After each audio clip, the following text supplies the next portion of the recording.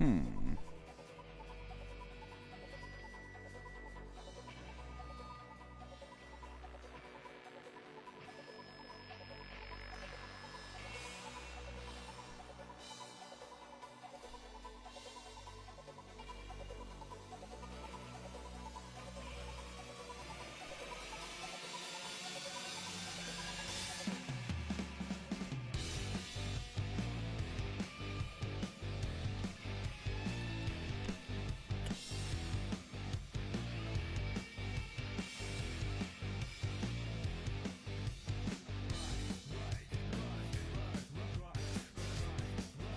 Uh, uh,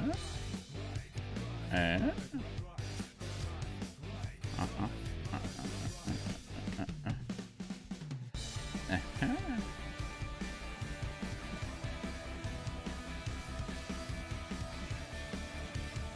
That's not what I wanted either.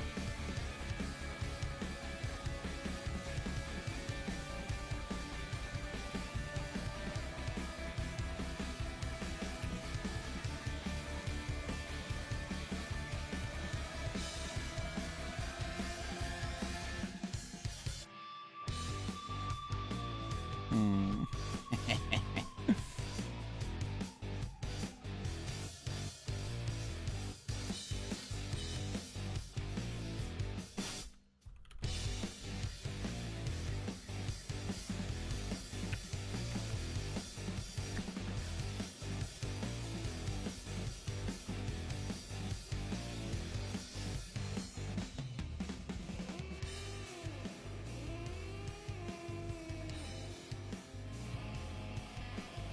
Oh, they probably do. Here, just do it now. I'll just do it now. This way work? Yeah, it's good enough.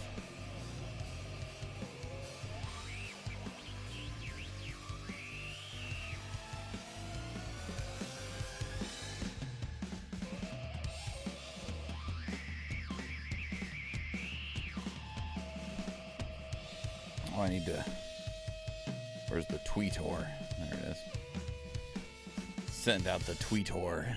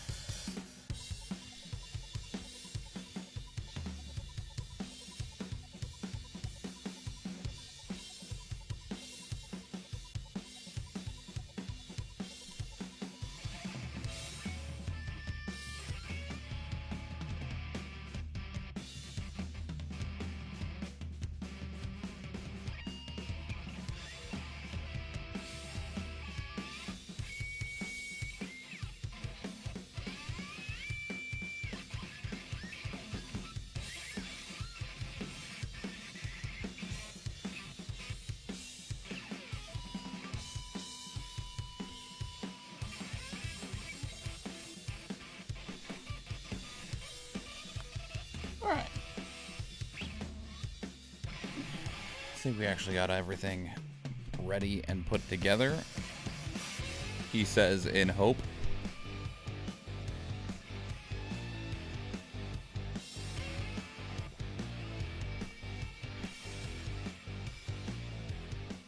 If I say it out loud, it must be true, right? Alright, here we go. Greetings and salutations, everybody. My name is Michael Schwan. Today is Sunday, April 9th, 2023, which means it is production day, where we do a lot of the work on recording the raw footage that becomes the YouTube videos that go out through the week, because we've been maintaining daily YouTube videos for, I think, about 10 months now. I think come June, we will hit a full year of having one video a day, which is pretty sick, One of the new tracks just loaded up on Spotify. This is from Solstice. Such a damn good game. Such a good game, man. Go play Solstice if you haven't. So damn good. It's my game of the year last year. Anyway, so the agenda today, we're going to be doing some Stream Raiders, and we're going to be reacting today. That's all I have currently on the agenda. If you want to know what we're going to be checking out, not necessarily in this order, but we are going to be checking out Tron Identity, Sherlock Holmes The Awakened remake, Trinity Fusion, Disney Speedstorm, The Mage Seeker, A League of Legends Story, and God of Rock. All right, that is what is on the plan for today. Someone's calling me. Hold on.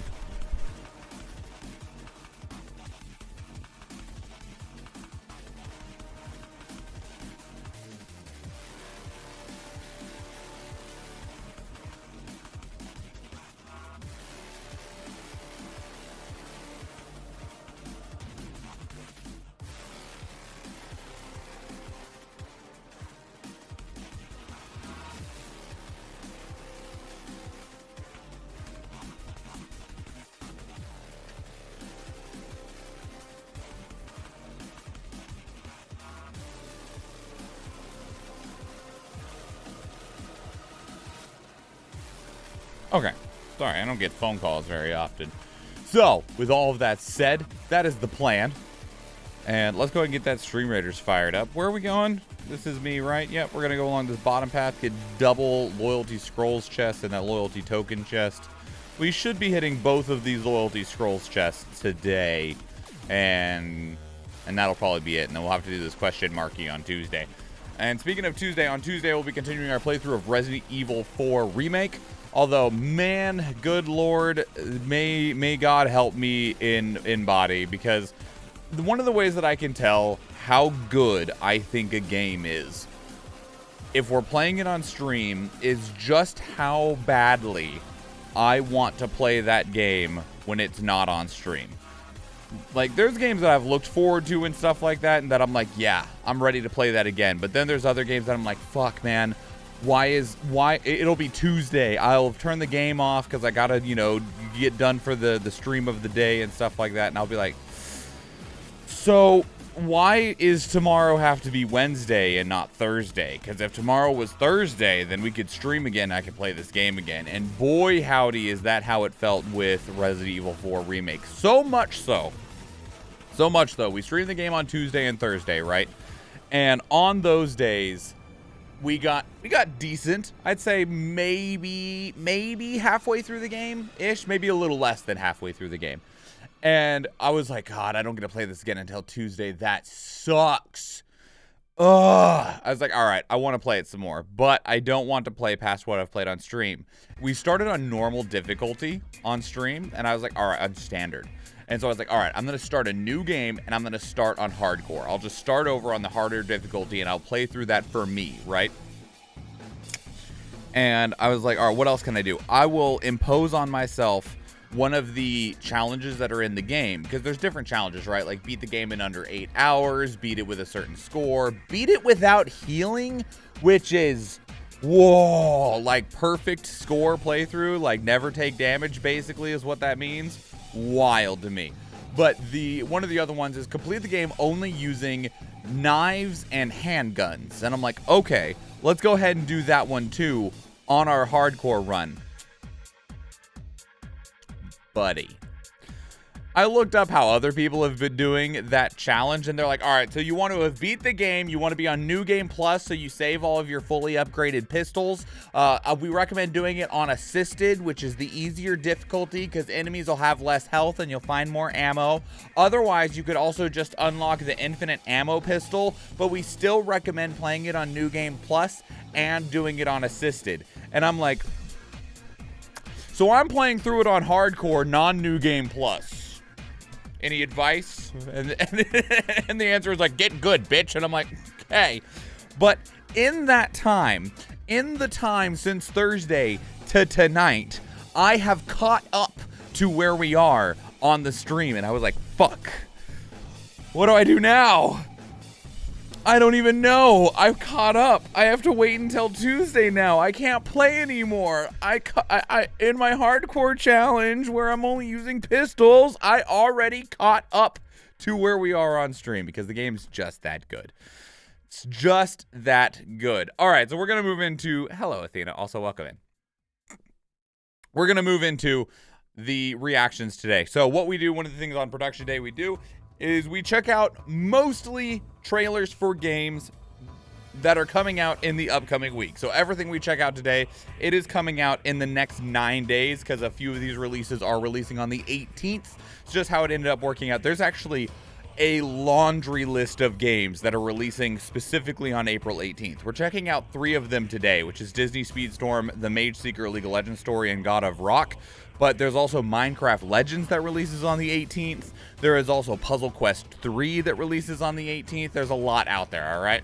So some of that stuff is being moved forward because I will only have room for like one April 18th game next week, and there's just not enough that's coming out this week.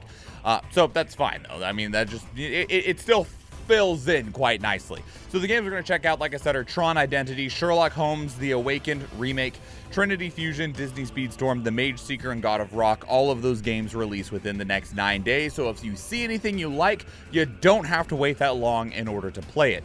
We do these reactions live on stream because it makes for a more interactive and dynamic experience, both for myself as the content creator, as well as people that'll be watching this later on YouTube. And the way that this will work is that I will, as I'm doing right now, I'm going to get all these videos open.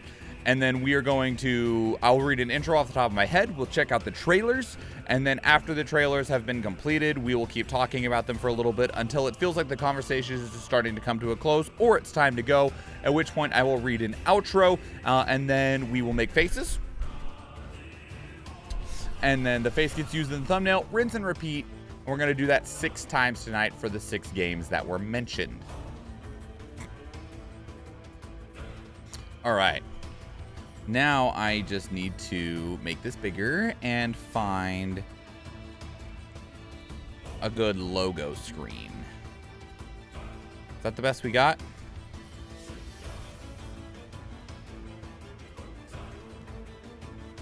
I think it is.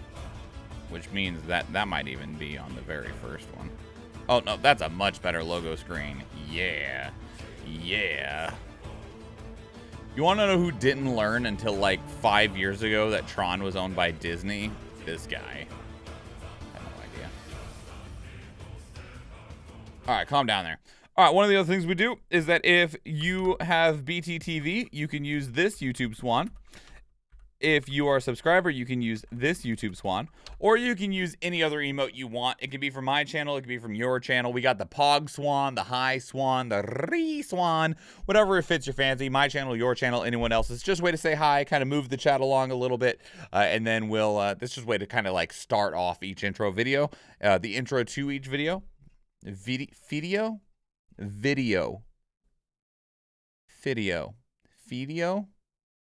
Anyway. All right, let's jump straight into it.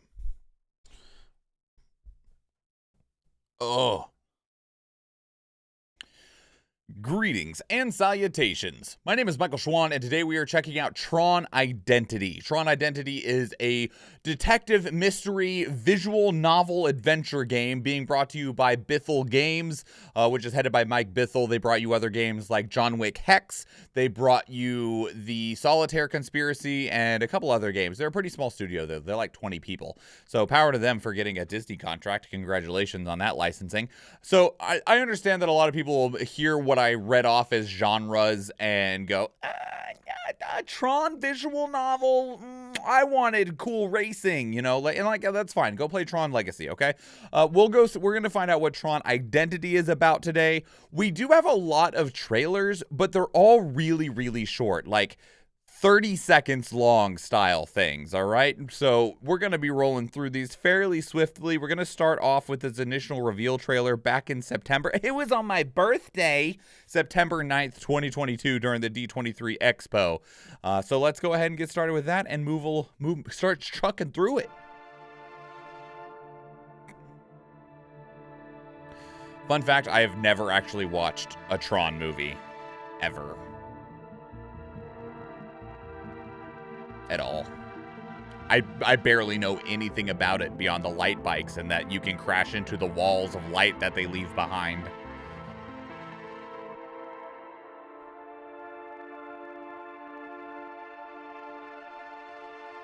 Oh, wow.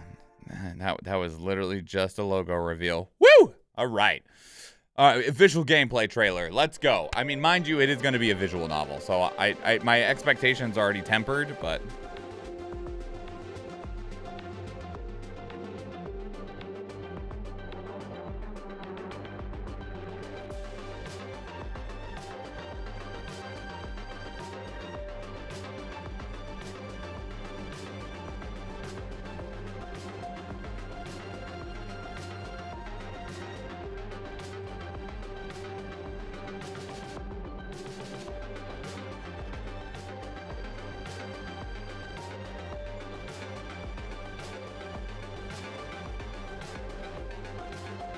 Looks very visual novel-y.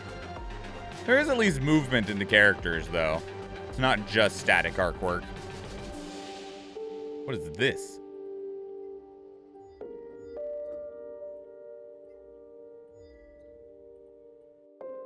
Did I miss something? Did it say something before this thing showed up? Solve the mystery is all it said. Yeah, okay. I hope you teach me what this minigame is, because... I don't know. It's fine. Illuminate the truth. April 11th. I'm pretty sure I have this listed as April 11th. Okay, no, I just can't read. It's fine. It's more 3D than I expected. I mean, it might just be because it's easy. Like, once you create the models, you know, you can reposition the models, you know, using animation skeletons and then create dynamic scenes. All right, so this is the Grish character spotlight. Sci-fi Nancy Drew. What happened to your face?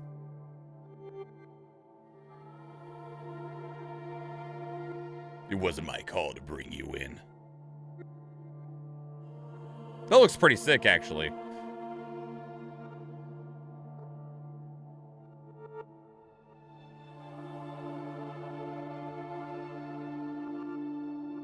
That woo. Mind you, like I said, 30 seconds, but I honestly was hoping for a little bit more than 2 shots. There are 2, they're not completely stills, like you can see him breathing. You don't just ask people that. No, I would. I'd be like, I'm sure you get this question a lot, and I'm sorry, but why does your face look like a glowing crater just like meteor went through it? Mind you, I don't know what the Tron world is, so for all I know, it's a digital world, and like some of his data got eaten away, and that's why his face looks like that, because he's got like, he's digitally damaged. I don't know. Wow. I have no idea. This is the Prince character spotlight. Get ready for 2 more stills. Motion stills. That's an oxymoron, and I'm not sorry about it. I do wish, maybe the game isn't voice acted, which if it's not voice acted, I think that that's definitely a tragedy. Because I feel like with it being a visual novel, that's something that you would really want, because it would help really set the tone, especially when there's just not much else going on outside of, like, you know, the relatively still scene. I would have liked to have seen these trailers be voice acted by the character, right? Because you can infer a decent amount about a person by the type of tone and inflection they give off, but I don't have that a whole lot besides, like, this dude's punchable face, right? So I don't know if I care very much.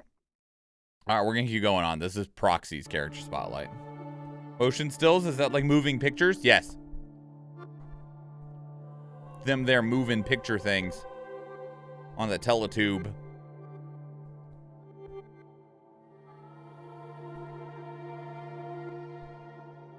You'll have the power of Flynn?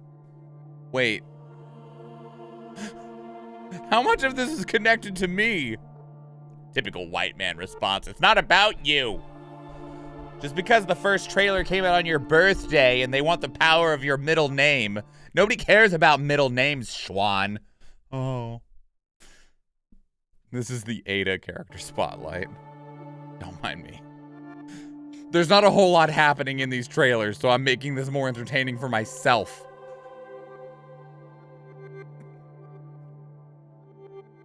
I also wonder if this would mean more if I had any understanding at all about Tron, but I don't. Ask your mom. About what? The power of Flynn?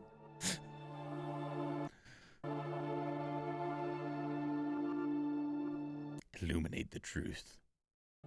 This is the Sierra character spotlight.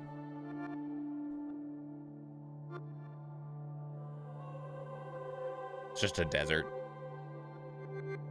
Hello there. We've kept to ourselves for some time.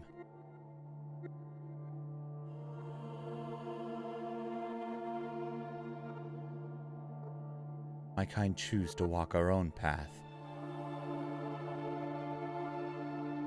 We don't needle to humans. You guys are disgusting. All right, this last one we have, the cast character spotlight. Man, could I have gotten like a story trailer? These all also have the exact same soundtrack in them, which is also unfortunate.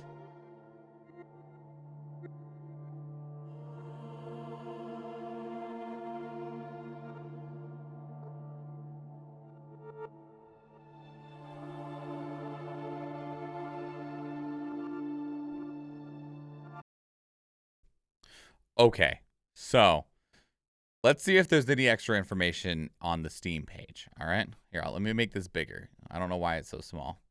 It's bigger. All right, there we go. Something has been taken. Enter a new grid and forge alliances via visual novel gameplay, uncovering truth through identity disc puzzles. Make critical decisions and plot your own course in a world without a creator. Okay. You're going to claim it's similar to AI the Somnium Files? Sure. All right. Greetings, program. In a new grid, forgotten by its creator and left alone to evolve without user intervention, an unprecedented crime has been committed. The repository stands at the center of this society. In the aftermath of a break-in, the future of this grid hangs in the balance. Tron Identity is a visual novel adventure following Query, a detective program tasked with uncovering the mystery of what was taken and by whom. Finding yourself in a world built on unstable foundations and filled with whispered knowledge, it is up to you to question suspects and investigate your surroundings to piece together the truth. The decisions you make will actively influence the story, with a multitude of possible outcomes, good and bad, all depending on your carefully chosen words. You'll interact with a number of intriguing characters and decide whether to ally with them, spurn them, or even derez them.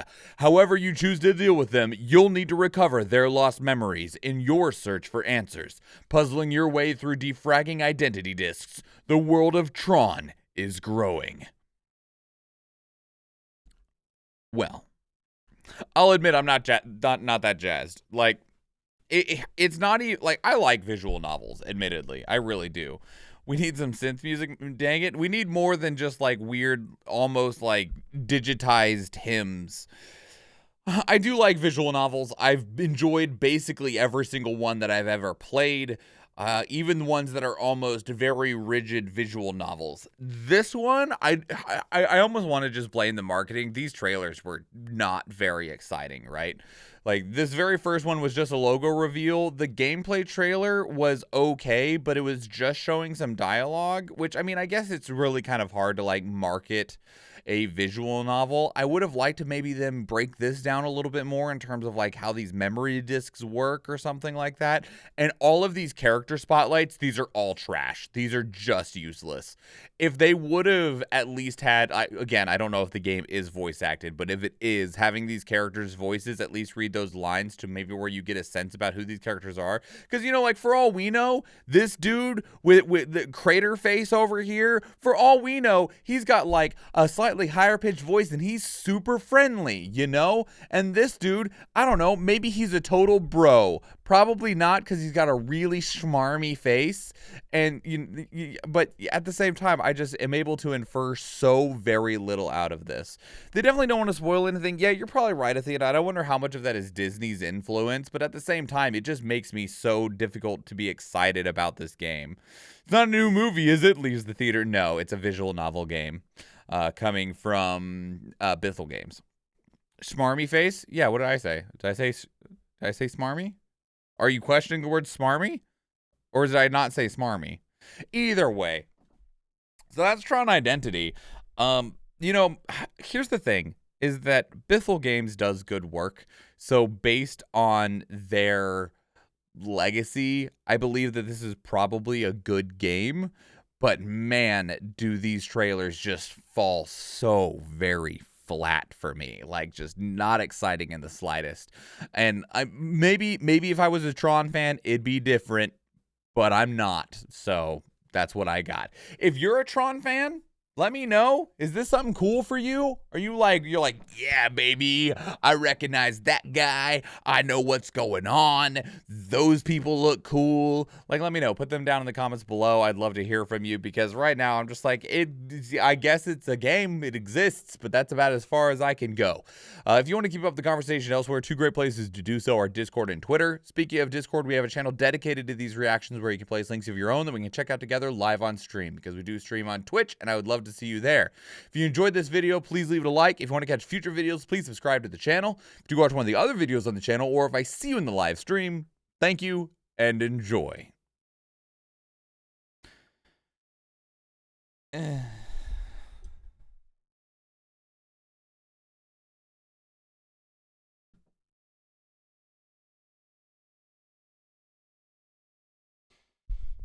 I want to love Tron, but these new media outlets like games, and I guess now a visual novel, and I'm like, oh. Yeah, I mean, what was the last thing that we got? Tron Legacy?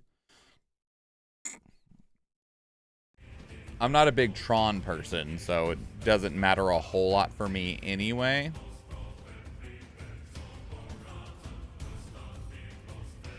Wait, no, we're not doing this one next. Get out of here.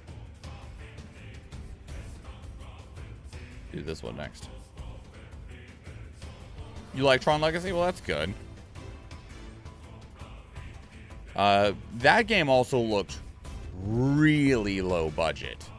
Like, I know that Bithell Games is a really, really indie team. Like, they have 20 people total, and I doubt all 20 people are actually working on Tron Identity. But that was, that looked like first time indie level.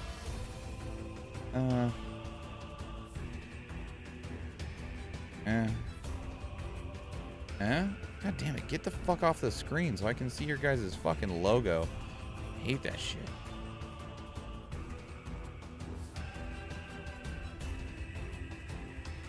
There we go. Found one.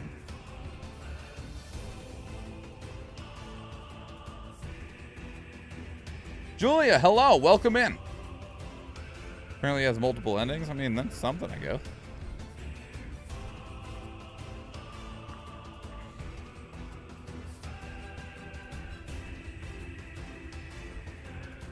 Just Julia. What's up, Rochi? I almost said, what's up, Schwan? What's going on, dude? Hey, Schwan, what you up to, man? How's it going? Oh, you know, sitting here checking out some video game trailers for games that are coming out in the upcoming week.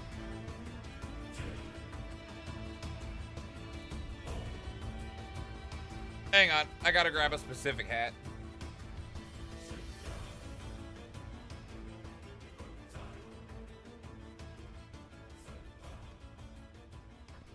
Since the Mage Seeker is a League of Legends based game, I should grab the KDA hat. There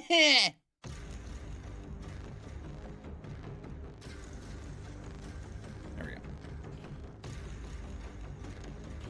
Alright, everybody, put in your Pog Swans, your Re Swans, your High Swans, or any other emote that fits your fancy, whether it's from my channel, your channel, or anyone else's. Let's check out the Mage Seeker.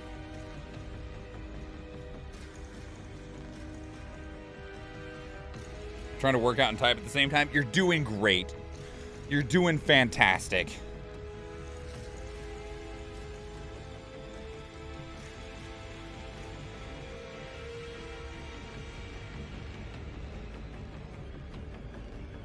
All right, here we go. Greetings and salutations. My name is Michael Schwan, and today we are checking out The Mage Seeker, a League of Legends story. Now, I know that Riot Forge or Riot whatever has been working on like a bunch of side games, right? Like the very first one I think we got was the Tale of a Shattered King, Ruin King, one of those. It was a turn-based RPG. We're also getting like the new adventure game sometime soon, which the name of that game completely escapes me as well. We have Project L, which is the upcoming 2D fighting game. There was supposed to be like a Diablo game. Did that ever come out? I don't actually remember. But thankfully, and I'm not upset about this in the slightest, Riot was like, you know what, League of Legends has done fantastic for us, it's doing great, what if we just kept expanding it? Because I played a lot of League of Legends between like 2008 to 2016. I played a lot of it, okay, a lot. And while I'm not a huge fan of the game anymore, and I play it maybe once a year, one thing that I do still love very, very much is the world of Runeterra. Like the lore artists of Riot have manufactured something genuinely incredible, and I feel like they do it a lot of justice. I'm sure some people will be like, yeah, but they changed this, and I'm sad about it. But the lore of League of Legends, the world of it, is something that I absolutely adore, and I just still so very thoroughly enjoy. That's why like all of the lore videos that they do all the CG stuff for, I'm like, oh baby, how do I give you more? Can I give you something? Like, what can I give you to make you do more of these? I don't want to play League anymore. Anyway, so here we're at with The Mage Seeker, which is a 2D hack and slash game. This game definitely really looked, like when I saw a couple of the screenshots, it made me feel a lot like Hyper Light Drifter. But we'll see how accurate that actually is. Also, I don't know if this game was like under a different name, because like I said, there was like Project M, Project L. I think Project M is actually the Diablo style game. But anyway, regardless, I don't know if it at some point was under one of those other names, because when I went to go get the trailers for us to check out here, the teaser trailer was from just over a month ago, February 21st, 2023. So they were like, hey, new League of Legends game coming out, and it comes out in like 6 weeks. So very, very, very fast turnaround time. It was Project F. Thank you, Athena. I appreciate that. So, I don't think they came out with the Diablo game. I know they were talking about it in 2019. I saw a couple of like gameplay screenshots, but with how long Project L is taking... Oh, Project F is not this game. The Diablo game was Project F. Maybe. I don't know. I'm trying to read too much into your comments. With how long Project L is taking, the Diablo game could still be happening, and it's just also taking a very long time, because we've been seeing information on Project L, the 2D fighting game, for like 4 years now, it feels like. So we'll check out the game that we're getting now, which is the Mage Seeker, and go from there. So let's go.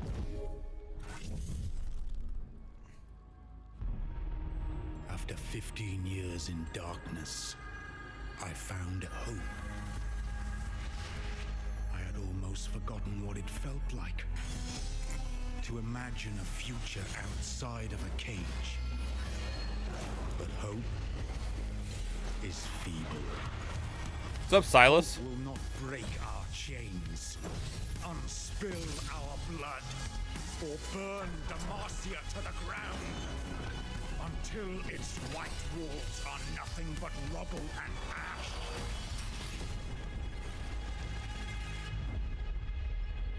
Hope will not make them pay for what we've lost. I will.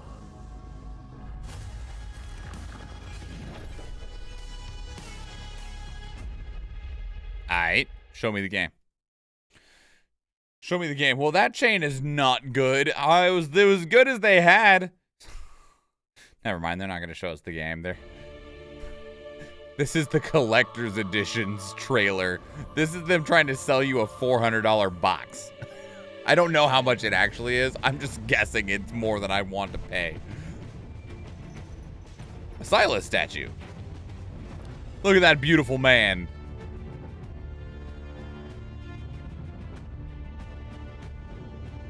So you get a statue, an art print, an art book. Shyvana, Morgana. The Lux comic. A special hardcover version of it. Silas and Lux enamel pens. And a vinyl. $169.99. It comes with a statue and a vinyl. That's actually pretty damn good for $169.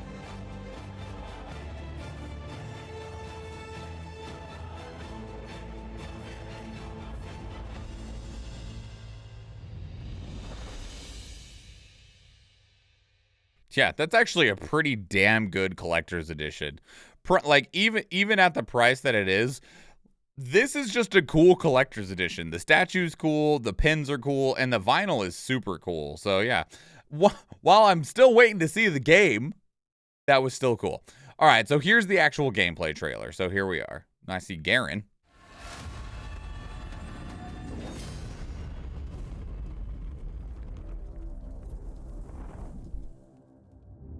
Honor, duty, justice.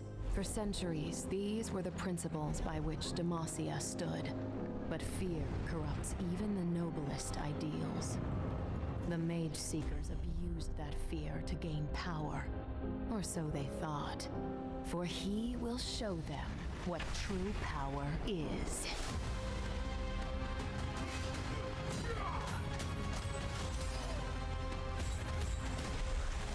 All right.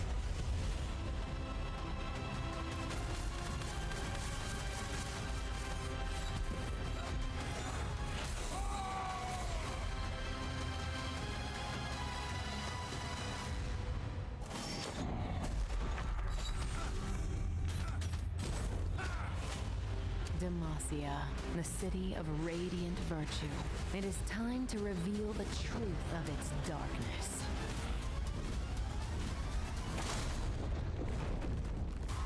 What's up, Jarvan? I want to play RPGs of LoL, but not actually play League of Legends. Playing League of Legends is the worst way to try to get any of the lore of League of Legends. So it's fine. Don't go play League of Legends. All right, so now we have Beyond the Chains combat. I like how much they just copied Silas's ability set from the actual game.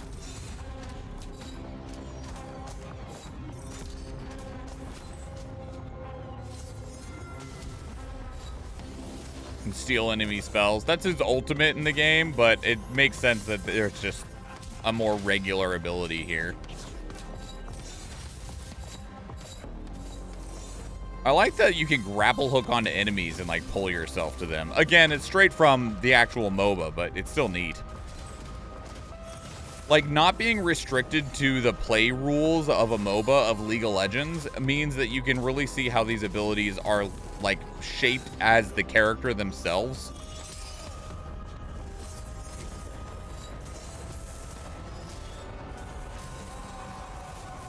Because for balance reasons, you know, the characters all are on the same relative level, but actually within the lore and the world, they're not all on the same relative level. So here's the trailer for the Hideout and Recruitment. Is that a big puppy?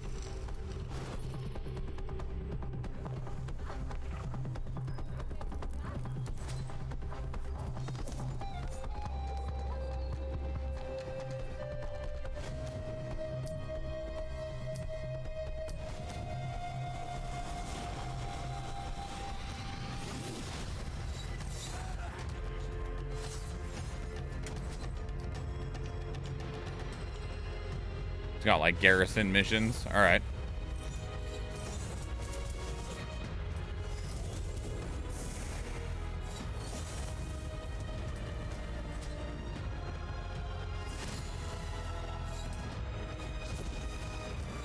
You know, depending on which trailers you see, this game looks like it might not be very deep, and then like this trailer shows that there's probably quite a bit of depth into this game. Because like that first gameplay trailer, it felt like it might be like 6 hours long, maybe, you know, just play through it over a weekend or something. But it looks like there could be actually a decent amount of exploration options. Okay, so it is available on Steam. It's going to be a base price of $30, which means that there better be more than just like 4 hours. That said, if they're really good 4 hours, then maybe. From Digital Sun, creators of Moonlighter. Oh, well, okay. That's a big thing there. If you've played Moonlighter anyway. If you haven't, by the way, Moonlighter is excellent. So, creators of Moonlighter, the Mage Seeker is an action RPG in the League of Legends universe. Play as Silas, a mage now freed from years in captivity. Wield the chains that once bound you and liberate Demacia from the Mage Seeker's tyranny. That looks like good fun. That looks like a lot of fun. I like the look of that a lot.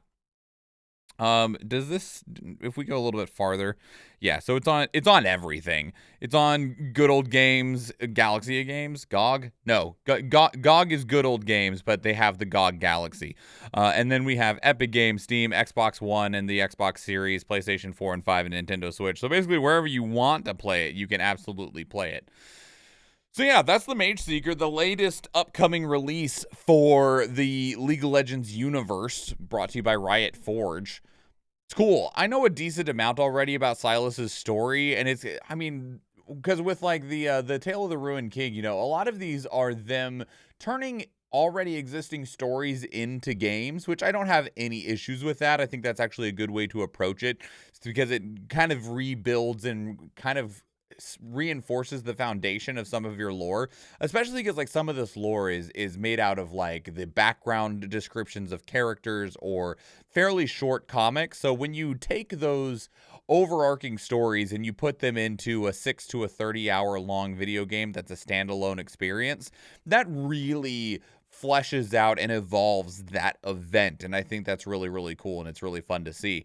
So that's the Mage Seeker League of Legends story. I'll be excited to check that out at some point in the near future, schedule permitting at least. That'd be really cool. I bet that's a game that I would enjoy a lot for multiple reasons. Obviously, I have the bias that I enjoy the League of Legends world, but also the Moonlighter was really, really good, which means that this game probably plays exceptionally well, and I like the look of the gameplay pretty considerably. So let me know what your thoughts are, how you feel about it. Put your thoughts down in the comments below. I'd love to hear from you.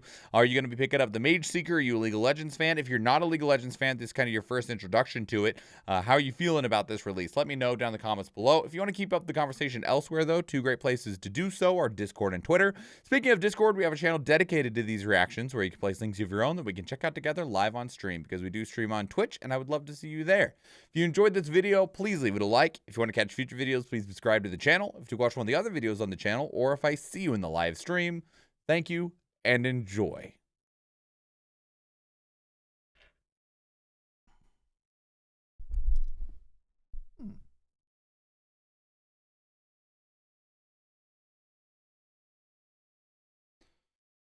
I mean, the story is already written. Why not? It's like light novels being made in anime. I mean, it's very true.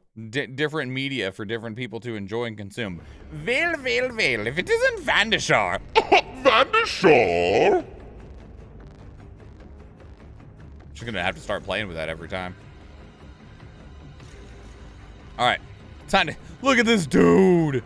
This one dude. Look at him. Look at him. We're gonna curse you. Get cursed, nerd. I need to change shirts. I'll be right back. Shinobi didn't even attack me. 3 warriors and 3 archers.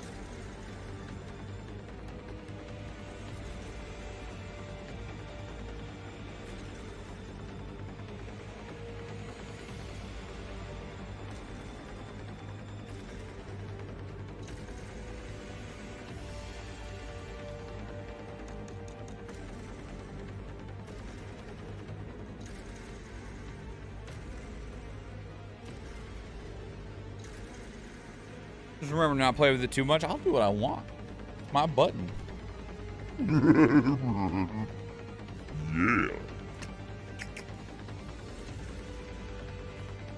And then it breaks, and then we're sad.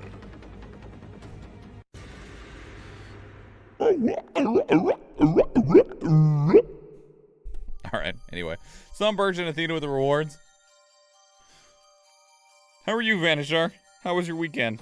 How fare things? How do things go? I need to play Saints? Alright. I'll place the Saint. You'll keep me safe, right, everybody? You worked? Ah. Right, because in your line of work, it never really stops, does it? Never really stops.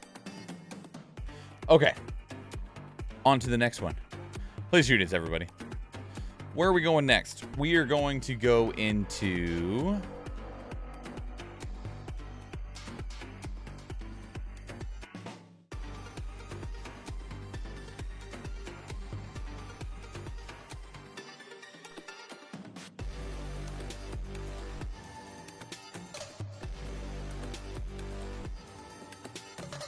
Let's go into this one. We'll do this, this, this.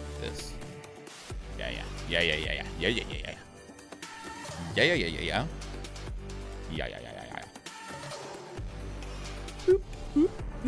Boop. Calm down. Not ready yet.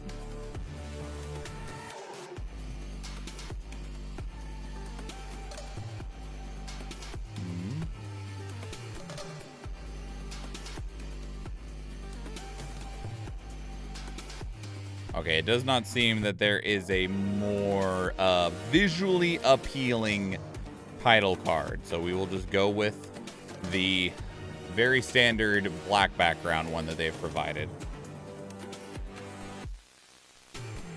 All right.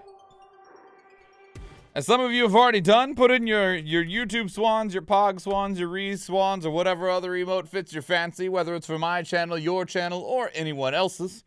And then we shall begin.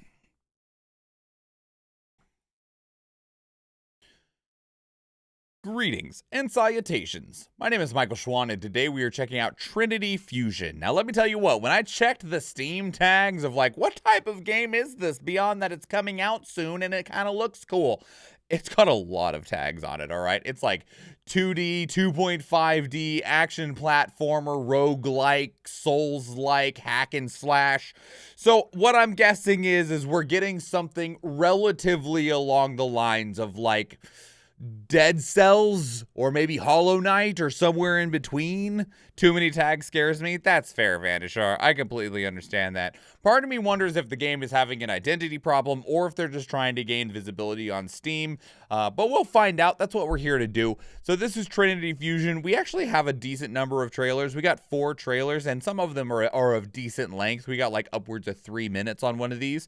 So we should at least get a decent look at the game, hopefully. So let's go back with the reveal trailer that was showed off in December of 2022.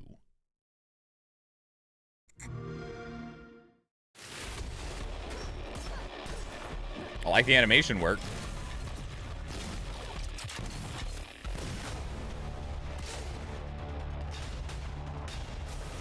Jesus Christ. Oh, shit. I think you're dead.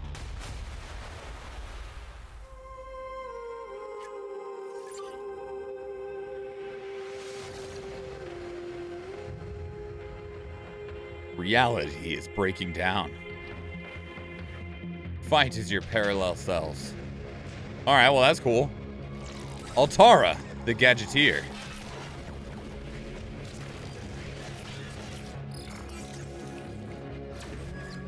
That was neat. Kara, the Warrior.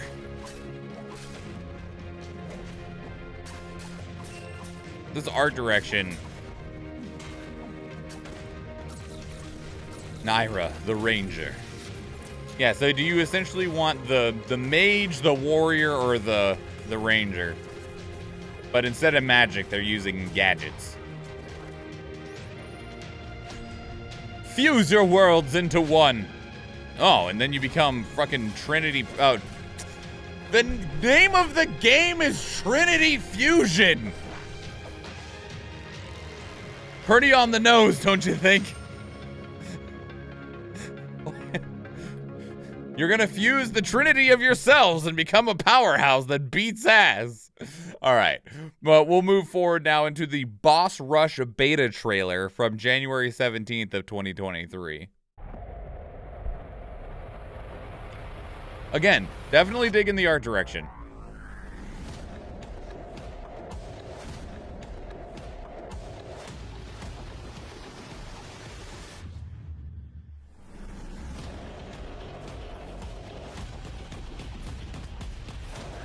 It's also really cool to see people using 3D engines for 2D games or 2.5D games. Just because it lends such a different visual style.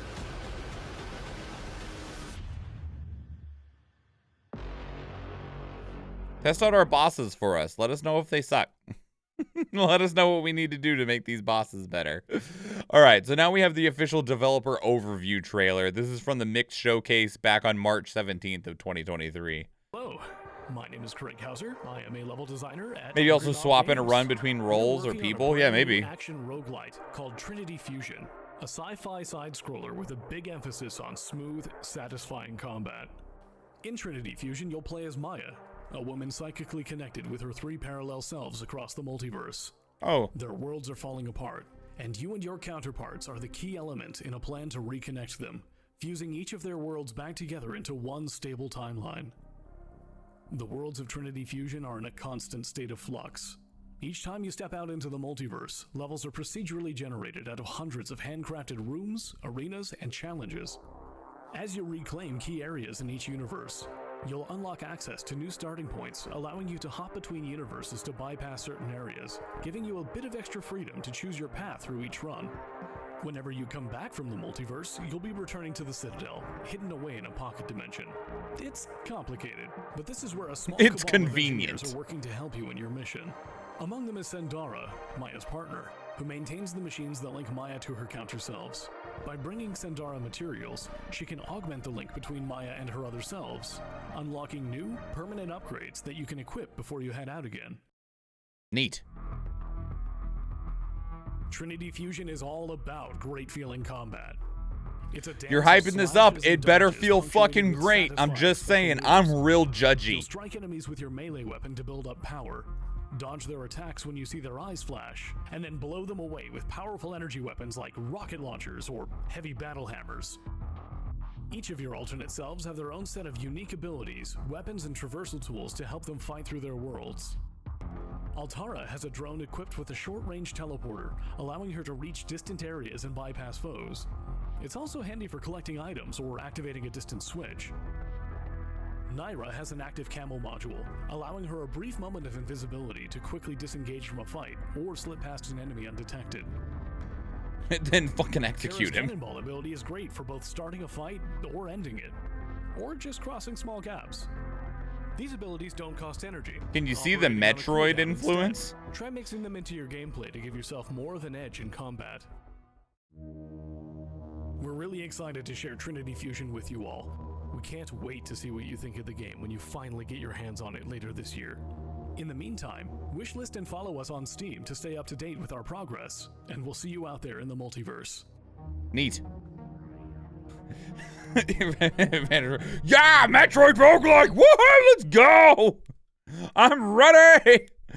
Alright, so this is labeled as the announced trailer, but I think it's being announced for consoles because this is on the PlayStation page. This is the latest trailer from March of this year.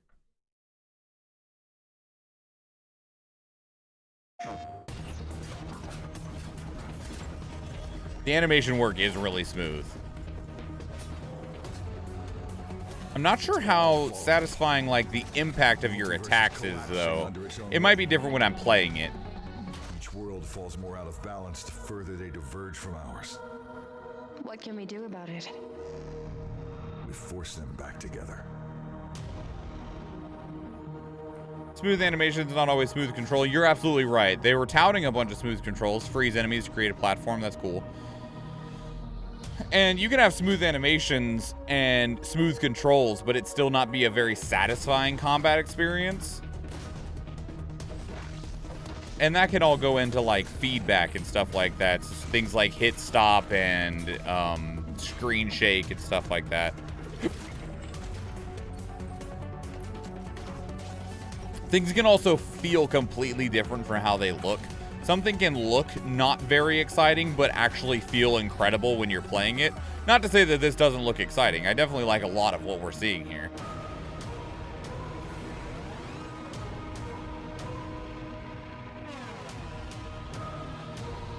There's a lot of side scrolls coming out recently.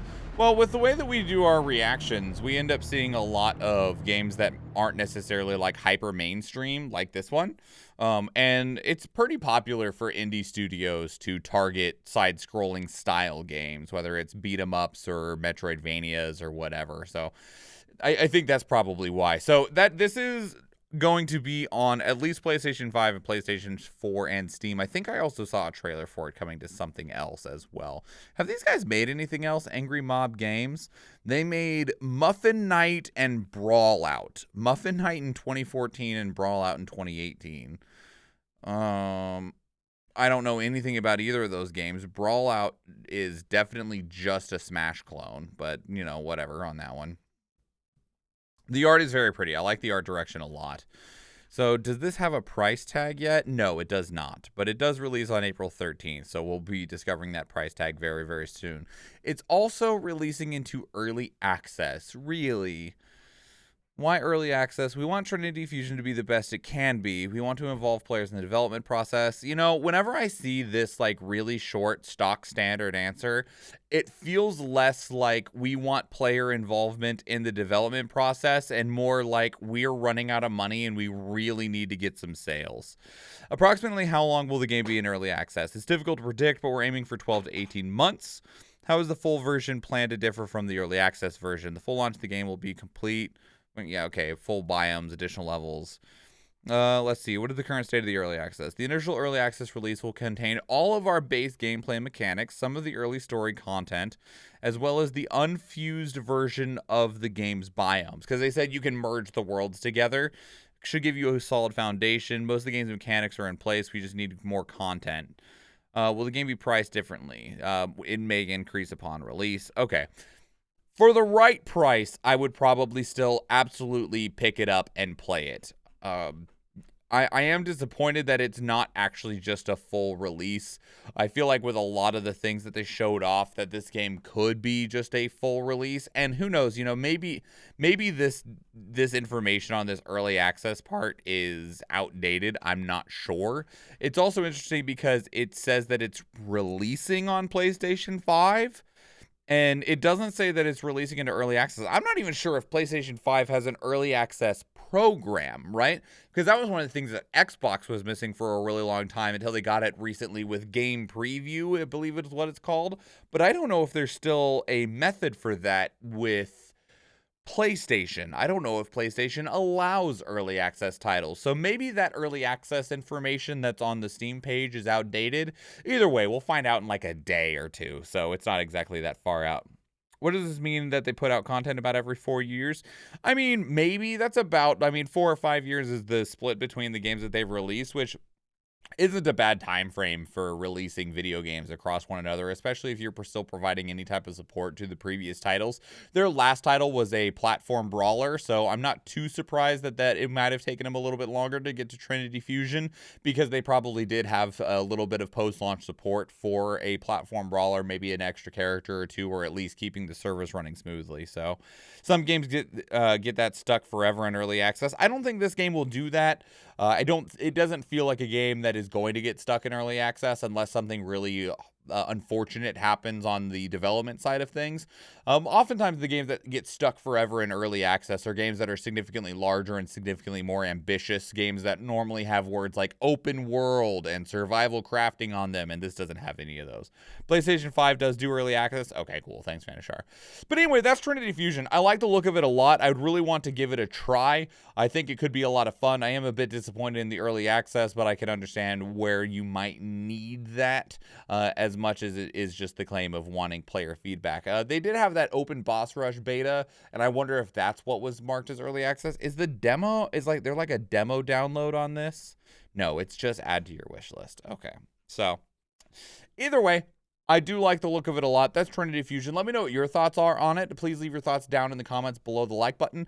If you did play in that boss rush beta or anything like that, or if you have a little bit more knowledge or experience with this game, please feel free. Share your entire experience with us. I'd love to hear from you. If you want to keep up the conversation elsewhere, two great places to do so are Discord and Twitter. Speaking of Discord, we have a channel dedicated to these reactions where you can place links of your own that we can check out together live on stream, because we do stream on Twitch, and I would love to see you there. If you enjoyed this video, please leave it a like. If you want to catch future videos, please subscribe to the channel. If you watch one of the other videos on the channel, or if I see you in the live stream, thank you and enjoy.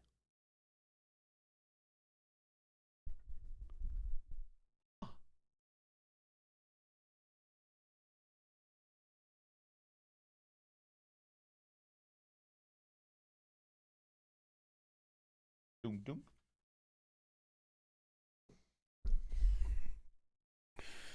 All right, I do believe next on the agenda, here, let me get some music going, is this, and then, because we just did that one, so now we're going to do this, and then this, and then this. Okay.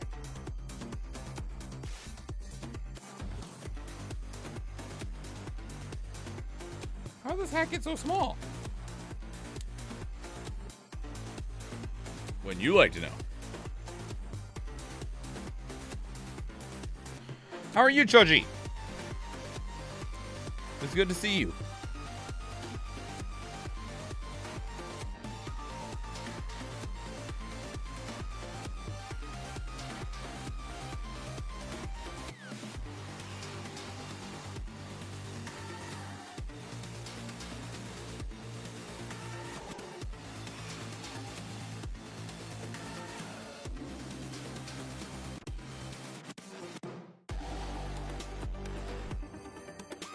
Is this the best one we have?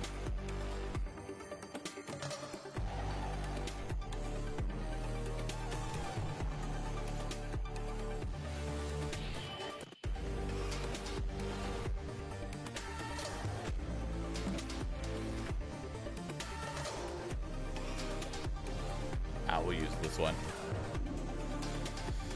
Let me see. That one, or we'll do this one. This one looks way better. It was just a fast Google search. Might be wrong. That's fine. All right, everybody. Put in your Pog Swans, your Re-Swans, your YouTube Swans, or any other emote that fits your fancy, whether it's from my channel, your channel, or anyone else's.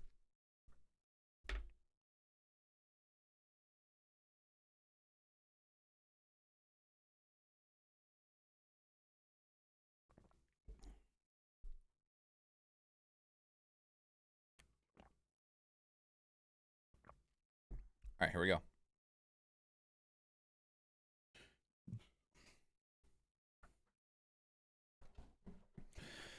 Greetings and salutations. My name is Michael Schwan, and today we are checking out God of Rock.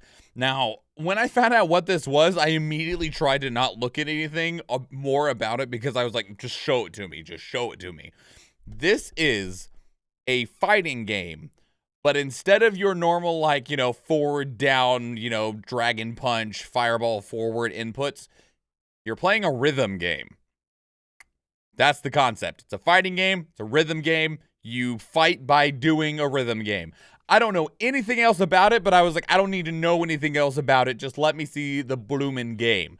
So we do have two like general trailers, and I'm going to talk about those first, and then we have a healthy number more, but we're not going to watch all of them, and I'll explain that in just a moment. So first, let's go back to the announcement trailer from August 2022.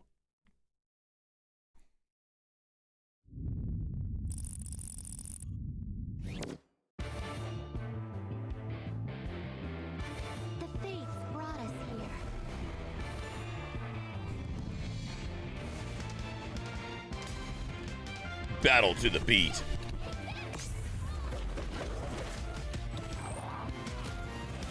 One of the things we're going to have to check on the Steam page is if you can fight your friends. Unleash powerful moves and supers.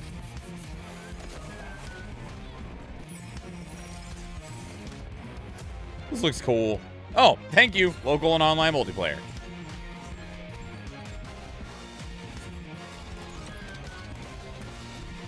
So I wonder if you clash as if you both get the same, like, score.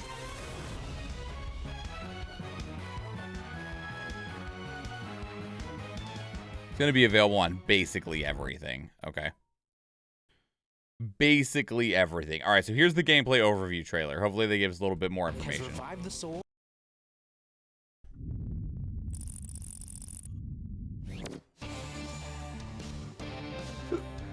The mysterious God of Rock has revived the souls of the universe's greatest musicians to clash for his entertainment. Revitalized with new bodies and new powers, each musician will become a contestant in a battle for musical supremacy. God of Rock uniquely blends. Yeah, you can see them clashing and not losing HP because they're both doing well. First, choose from a dozen unique fighters, each with their own design, mechanics, and harmonic attacks. Next, select your stage. Each stage has its own music, and depending on the unique combination of selected characters and stage, your gameplay changes, providing a new experience every time you play. Based on the type of musician, basically, like if you're a synth artist versus a disco guy. Once the battle begins, notes start to appear on the screen. Each note corresponds with a button prompt. Your goal is to hit the notes in sync with the beat. Each correct button press corresponds to an attack. As you hit the notes, your characters start to engage in combat. Press the buttons too slowly or miss a note, you're vulnerable to an attack from the opponent. If the opponent is hitting the notes correctly, they block your attacks.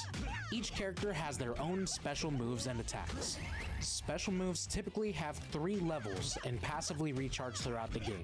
They have a cooldown period once used. A special move is done by inputting a directional command. Oh, pressing a Jesus. button, like in a fighting game. So that Here, there's you your can normal select fighting King's game level 2 inputs is for your special adds supers. additional notes to the other player's fight chart. If the player misses these notes, they take damage. Special moves can also interact with the opponent's fight chart in surprising ways. For example, King's EX move accelerates the pace of notes on the other player's screen. Oh, that's forcing them mean. to rely on faster reaction time to hit their notes. Meanwhile, his opponent Rosetta has tricks of her own. One of her special abilities uses her spray cans to splatter the opponent's fight chart, making the notes more difficult to see. All right.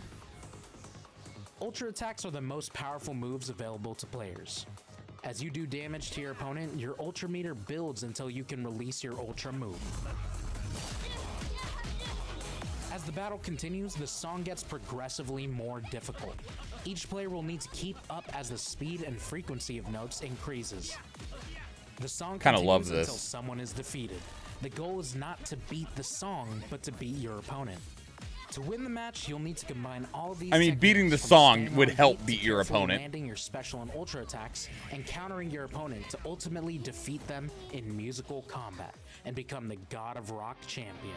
God of Rock releases this spring with over 40 original rock tracks, 8 dynamic stages, and 12 characters, each with their own unique playstyles. The characters use mechanics inspired by fighting games, such as charge characters, grapplers, Rekka characters, trap characters, and more. Pre-order now to join the universe's greatest battle for musical supremacy. So that's God of Rock.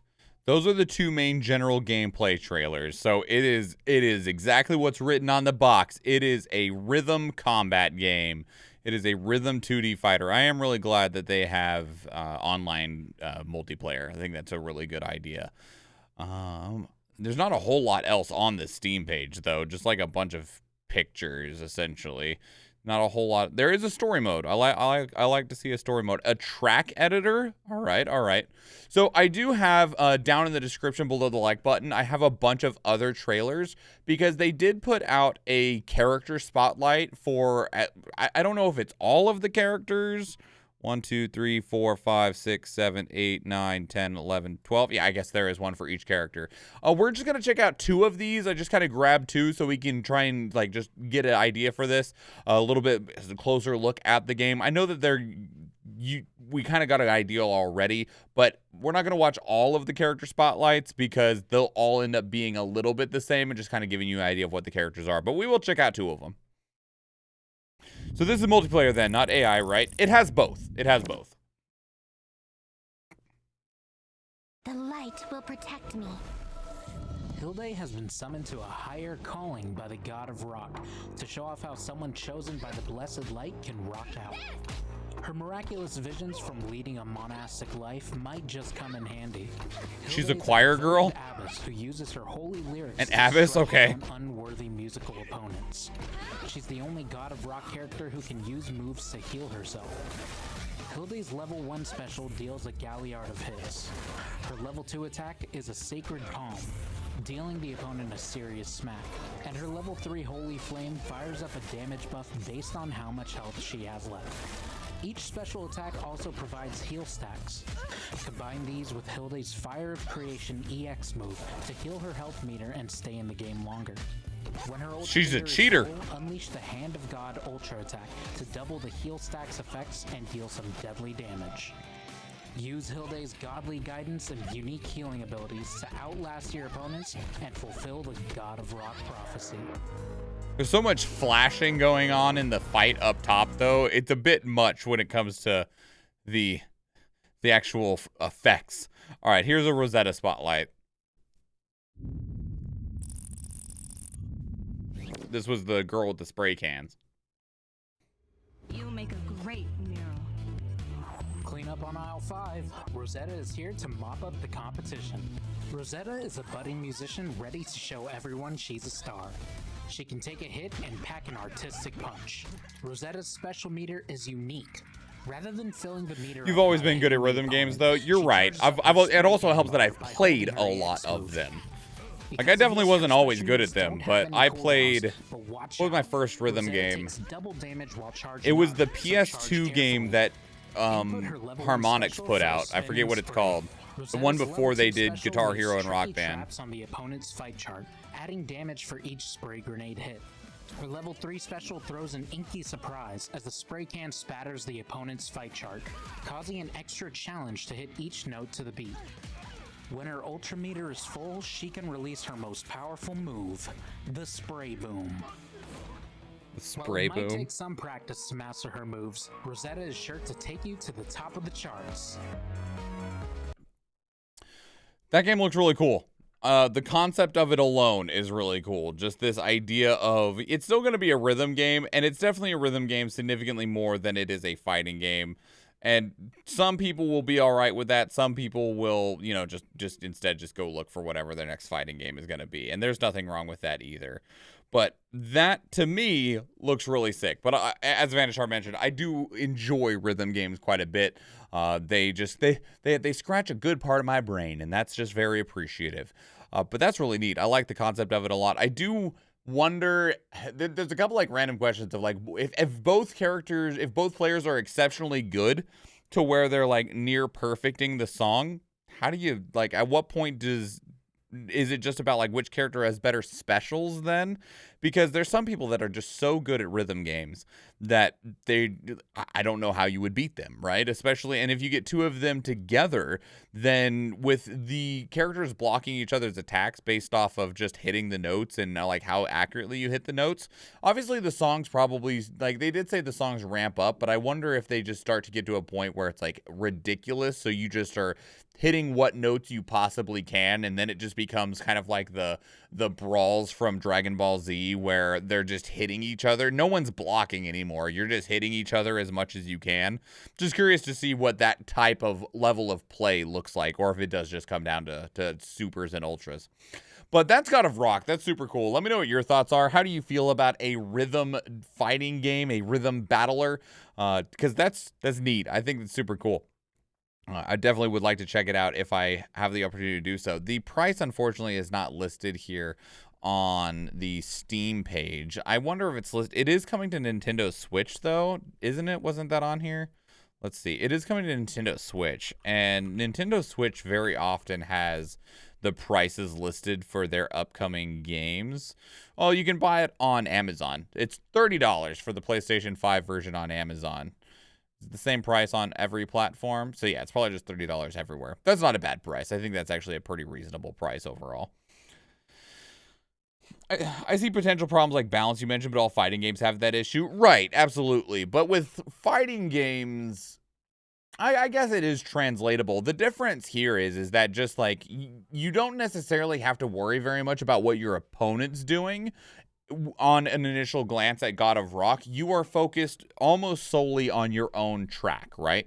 About hitting the notes on your track. And sure, your opponent can do things to like cover up some of the notes or make them move faster, but ultimately, as long as you're hitting the notes on your track, you should still be attacking or blocking or both, right? And it didn't look like there was really anything to speak of in terms of chip damage.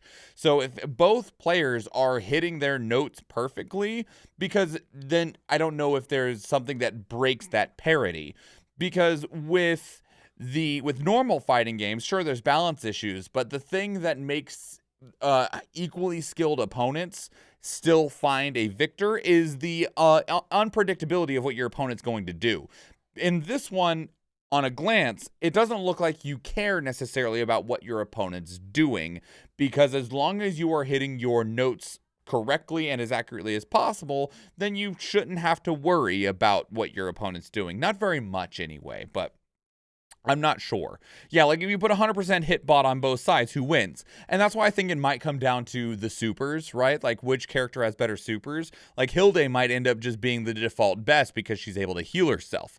But for all we know, you know, one of the other characters, they just have an ultra that does like 50% damage and Hilde can't heal through that. Don't know at this point, but it is a question to be posed, because what happens under those circumstances? Don't know. But that's God of Rock. Super cool. Let me know what your thoughts are down in the comments below. I'd love to hear from you. If you want to keep up the conversation elsewhere, two great places to do so are Discord and Twitter. Speaking of Discord, we have a channel dedicated to these reactions where you can place links of your own that we can check out together live on stream, because we do stream on Twitch and I would love to see you there. If you enjoyed this video, please leave it a like. If you want to catch future videos, please subscribe to the channel. If you watch one of the other videos on the channel, or if I see you in the live stream, thank you and enjoy.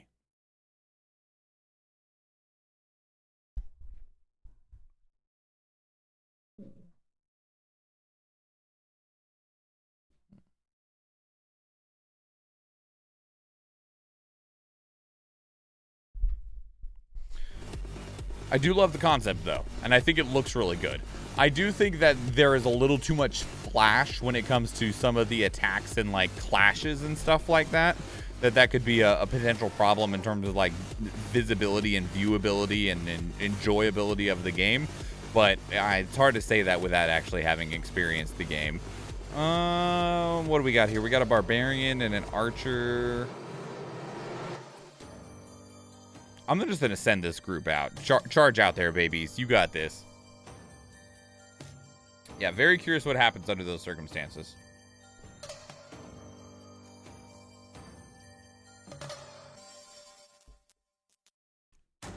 I need to change shirts. Yes. Let's do it.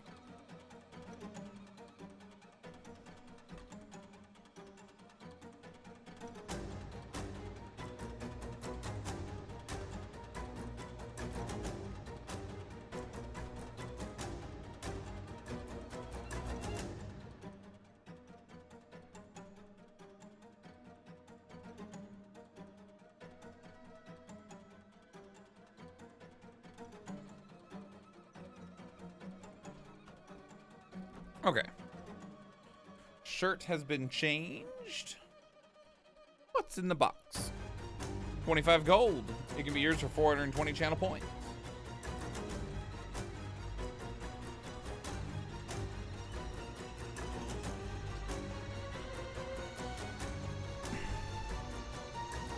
Mrs. Sack with the gold. Most kills to Some Birch. Most assists to Ethan, 83. Let me take a quick look here, because we still have Sherlock Holmes and Disney left. Okay, yeah, so this will be last, because we should be able to get through both of those right about the time that this battle will be ready. You and Memes. You and Memes War Beast. We'll place a War Beast of our own. We're going to go down here, though.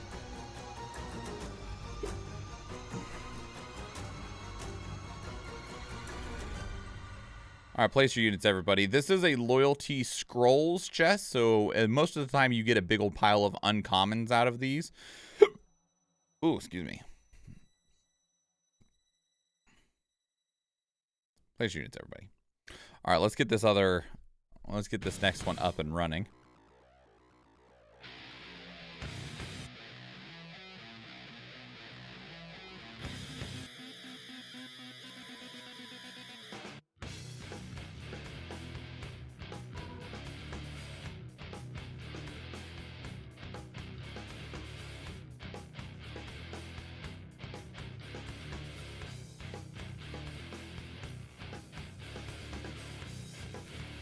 Kind of a shitty title card.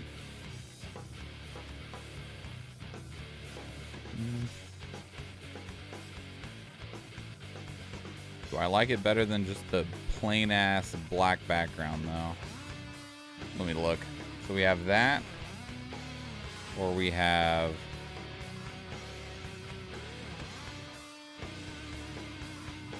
this. I don't like either of them, honestly. I do not like either of them.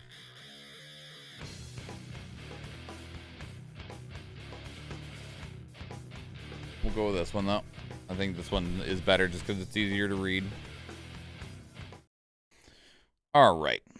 All right. All right.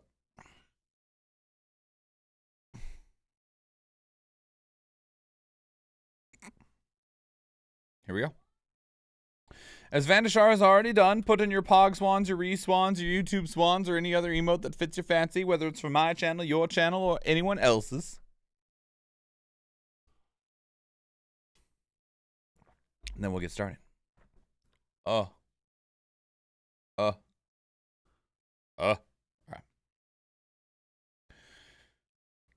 Greetings and salutations. My name is Michael Schwan, and today we are checking out Sherlock Holmes The Awakened. Also put in like quotes or parentheses there, remake.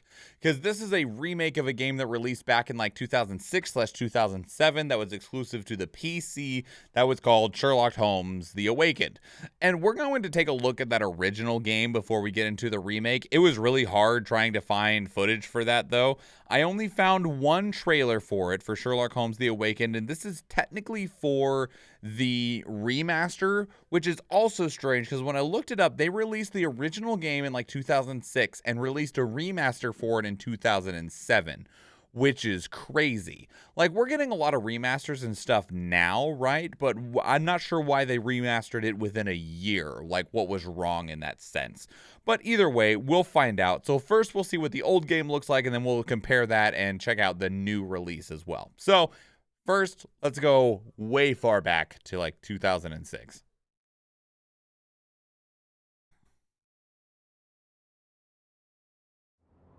I was supposed to question if there was audio.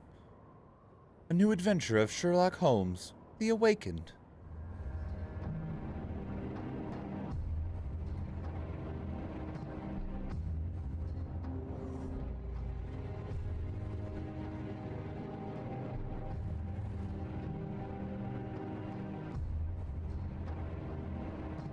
Why did proportionally correct people back in like 2006 look so messed up?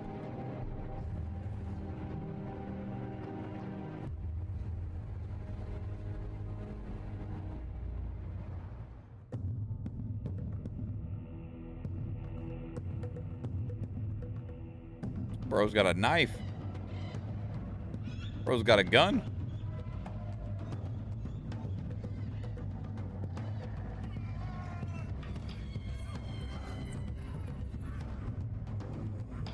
I hope you didn't want a sliver of context about what this game is, outside of that statue of Cthulhu over and over and over again.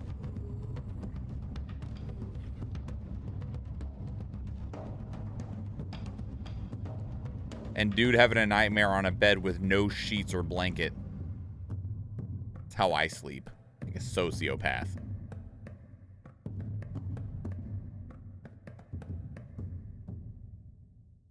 Man, that was awful. That was atrocious. Well, the bar was set really, really low, everyone, as we go into this remake. So this is the announcement trailer back on August 4th of 2022.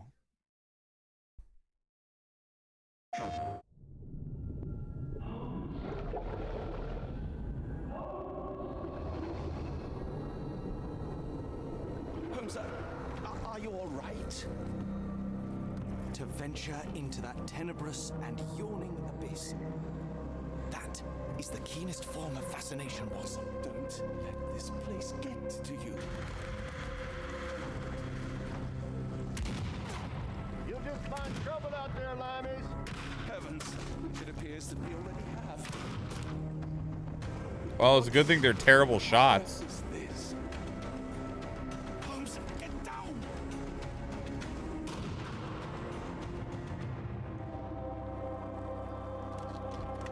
Take it easy now, boys. They'll be dead soon enough.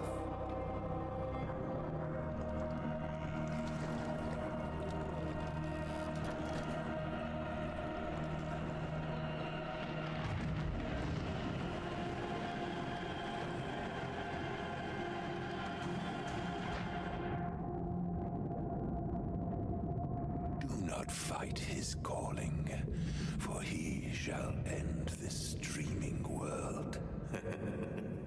Sherlock meets Lovecraft, coming 2023. Okay.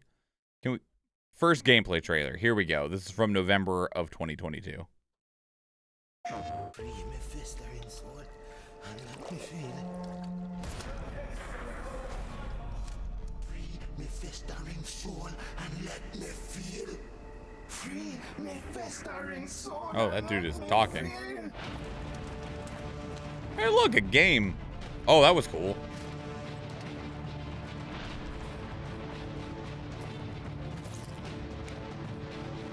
Here, let me help.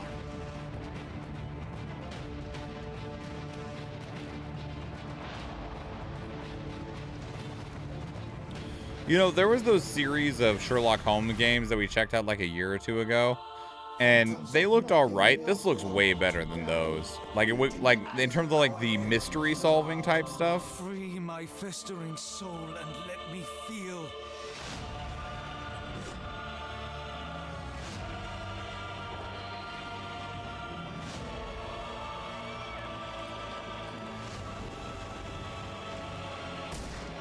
What the hell were you doing?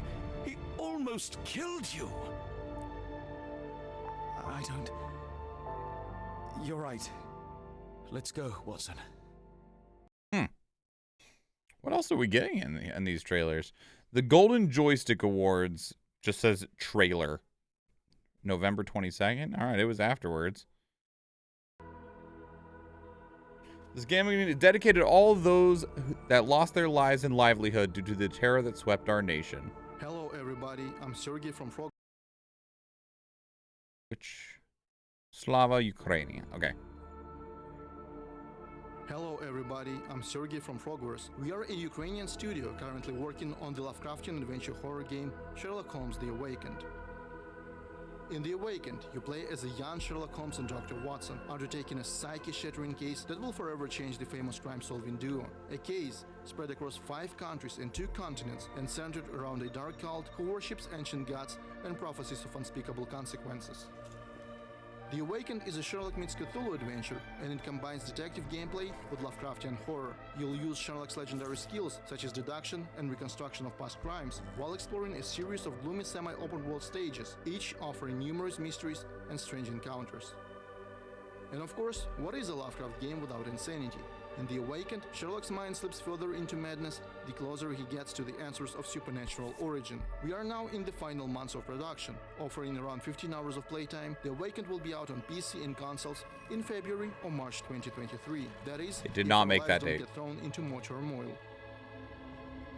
As many of you know, Ukraine has been invaded by Russia, and this war poses a challenge for all of our country, including our studio of around 90 people. Some of us are in the battlefields, while others became full-time aid volunteers or fled to neighboring EU countries. The rest of us remain here in Ukraine, and we are forced to deal with regular missile strikes on our critical infrastructure that cause power outages, water shortages, and heat interruptions. Not an easy environment to exist in, let alone develop games in. That is why we are forever grateful to everyone who has supported our studio throughout this time. Your messages, concern, and continual interest has helped us keep our sanity and somehow continue making games. Thank you so much for that.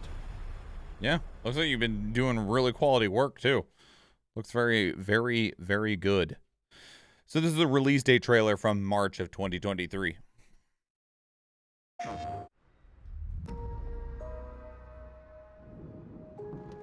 There is nothing in this world that cannot be explained with logic and reason. Nothing in this world. There is evil afoot.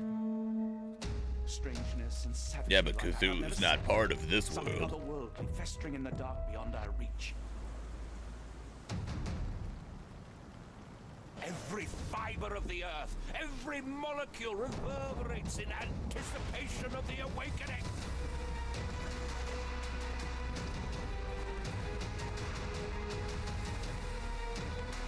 The bile of madness rises in our throats just as our master rises below.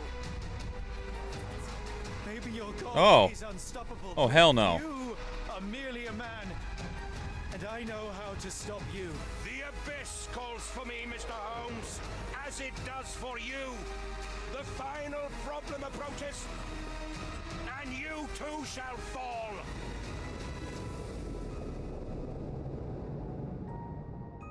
It's real. All of it, it's real.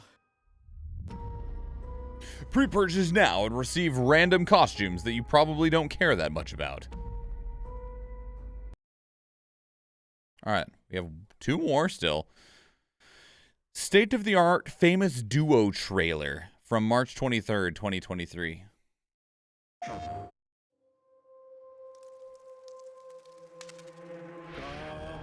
Well, that looks like fine. I'm sure that guy is just trying to host a real good mantra session, you know? No more. Stop it. Watson, John, somebody awaken and let the world behold. They keep only showing these like 2 or 3 parts of gameplay, which for a game that's supposed to be 15 hours long is just a little bit concerning for me. I wish they'd show off some more of like the mechanics in some way. They've shown off that one piece of lockpicking, that one piece of like the mannequins, as well as like the logic strings. That one. See? Intervene if I saw you cracking. This is me intervening. And like, you know, maybe there just isn't actually that much gameplay. It's more about like the walking around environments and seeing if you can find clues. Another life is extinguished. We must end this.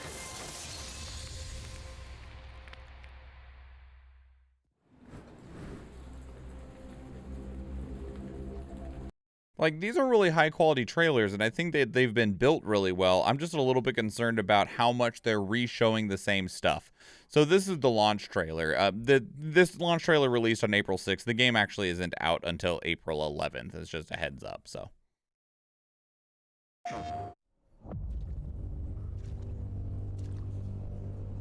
They sent out the launch trailer a few days early, which I appreciate. Think like Sherlock. Talk like Sherlock.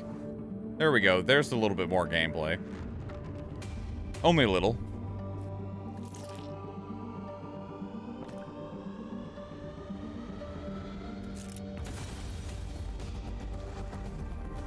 Just happy to see something different.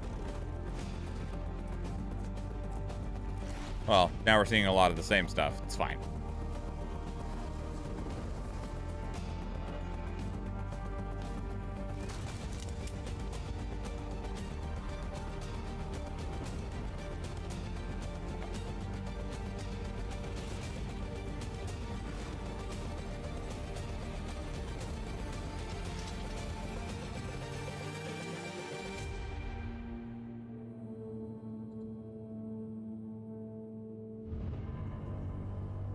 Okay. It is available for pre-purchase. What price is it? It's $40 for the standard edition. It has a deluxe edition and a premium edition. What is different in those editions? Let's see if this says. It comes with the Sleuth attire. So if you order the deluxe edition, you get the Whispered Dream side quest pack, and the premium edition includes the game, the deal, the clothes, the Whispered Dream side quest pack, the soundtrack, and art book, and digital wallpaper. So really, the deluxe edition is the only one that adds extra genuine content in the form of whatever these Whispered Dream side quests are.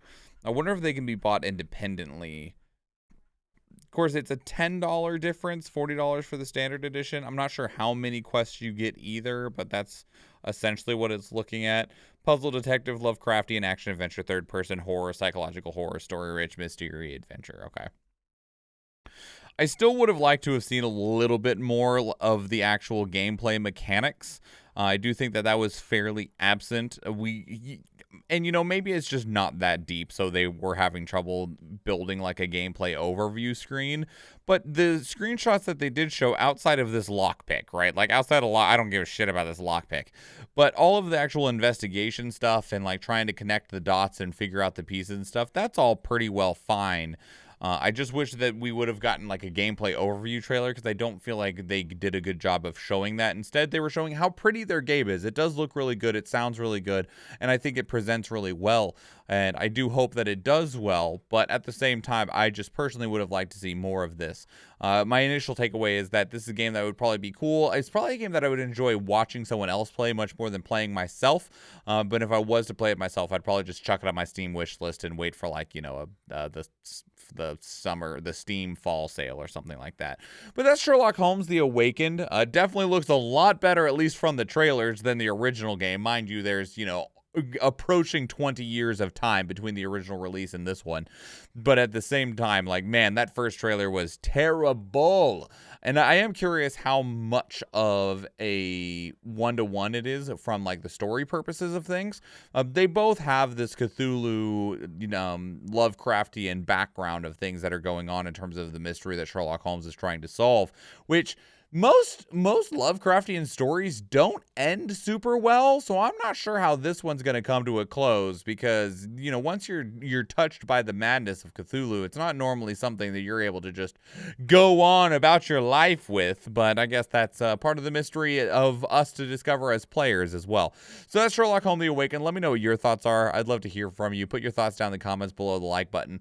Otherwise, if you want to keep up the conversation elsewhere, two great places to do so are Discord and Twitter. Speaking of Discord, we have a channel dedicated to these reactions where you can place links of your own that we can check out together live on stream, because we do stream on Twitch, and I would love to see you there. If you enjoyed this video, please leave it a like. If you want to catch future videos, please subscribe to the channel. If you watch one of the other videos on the channel, or if I see you in the live stream, thank you and enjoy.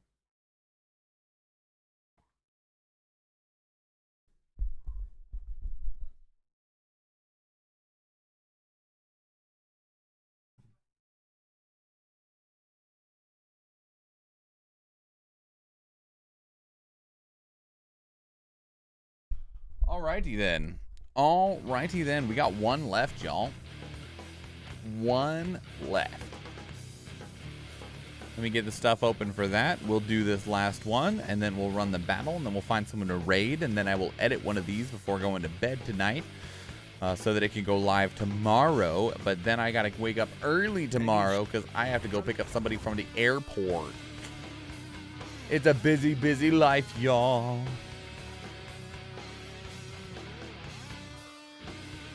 Alright, so that's that one. Let me see if there's a different title card for the newest one. Yeah, that's not too bad.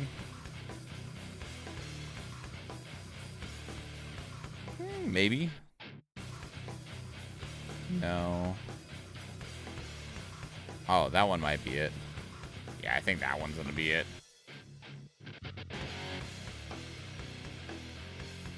Yeah, alright. We're gonna use this one.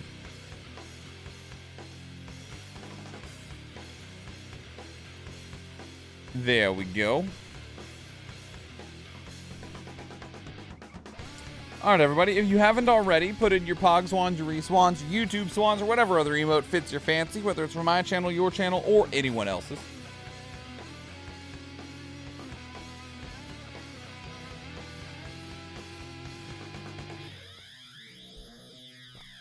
Alright.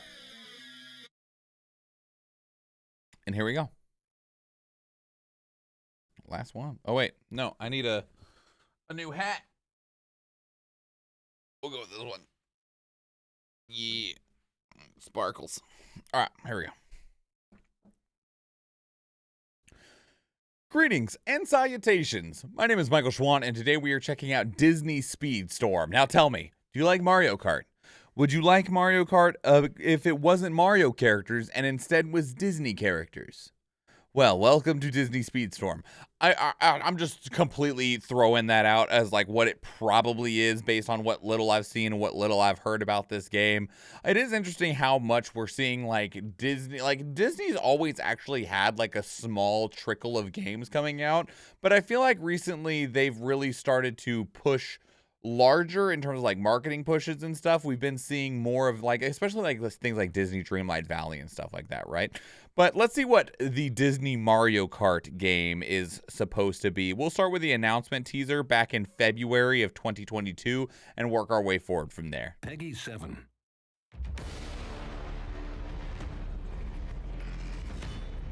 Oh shit.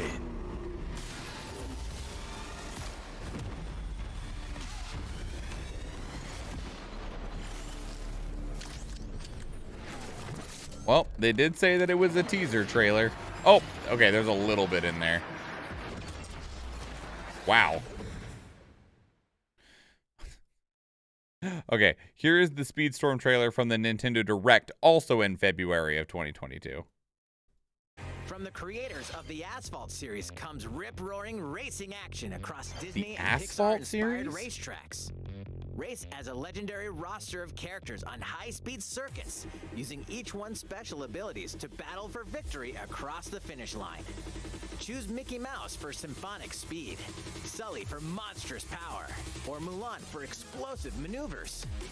The quality of this trailer is very poor. Ultimate skills, perfect for I mean, like the turning tables at resolution. the last second. Like some 480p shit. Speedstorm is a free-to-play game with new seasons added regularly, bringing more exciting Disney and Pixar characters, circuits, karts, and more. Plus, enjoy cross-platform play as well as split-screen and online multiplayer modes. Disney Speedstorm races onto Nintendo Switch this summer. You know, like, free-to-play is fine and all, but it always just makes me hyper suspect of the games that are free to play. Like, how aggressive are you going to be a disgusting monetizing bastard? This is the gameplay trailer from September of 2022.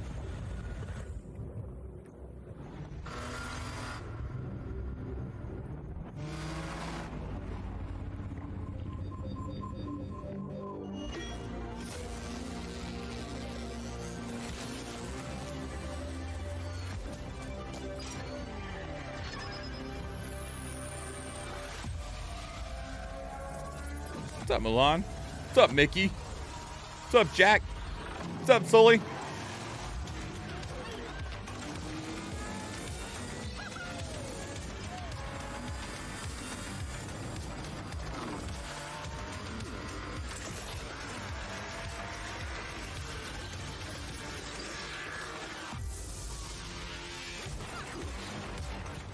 I thought this was supposed to be a gameplay trailer. It says gameplay trailer. I've not seen any gameplay yet.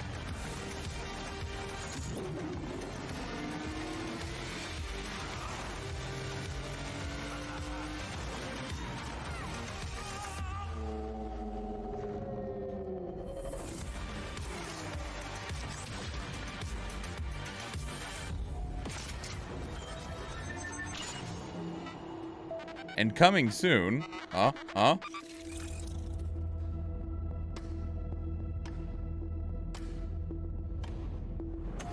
Showing us some tracks. All right, here's some game. Bunch of Monsters Inc. characters. All right.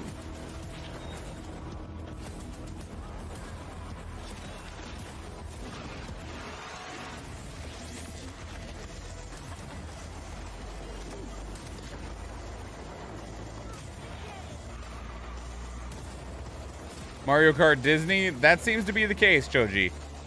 Fucking Pixar Kart? Damn, that's a good name, Rochi. That's a good name.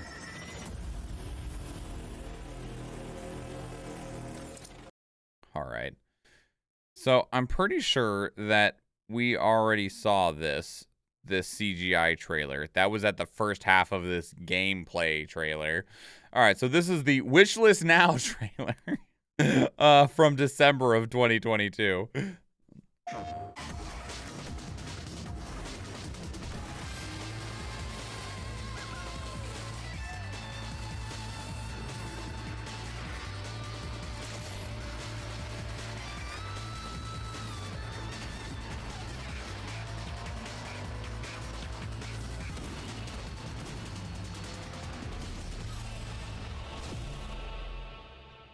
You know, the other thing is, though, I'm not seeing them pick up, like, power-ups or anything like that. This is the release day reveal trailer from March of 2023, March 16th specifically.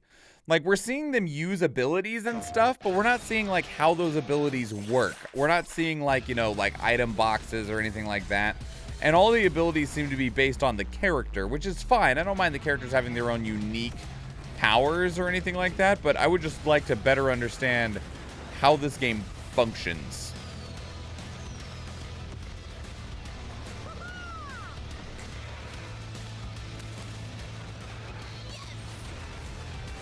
I was a Chinese warrior from the 12th century and a pirate from the 17th century knowing how to drive a vehicle through the power of Disney. That was Baloo from the Jungle Book, okay? I'm not going to question it at this point. They have a lot of characters, though. I mean, like, obviously, yes, there's a lot of characters they could use because, you know, Disney, which that's not the issue that I have. I'm just amazed at how many are already in the game. Like, a ton of representatives from the same franchises, right?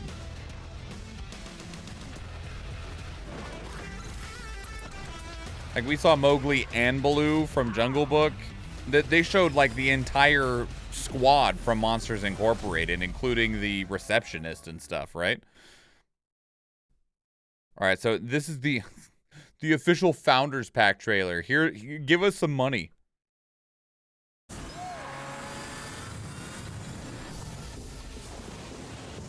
Become a founder with the standard, deluxe, and ultimate founders packs.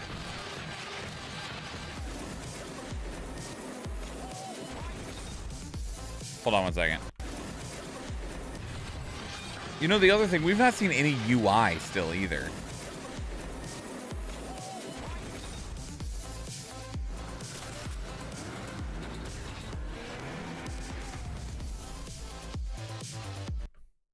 Unlock racers immediately. So you don't get Mickey Mouse and Donald Duck unless you buy the standard Founders Pack.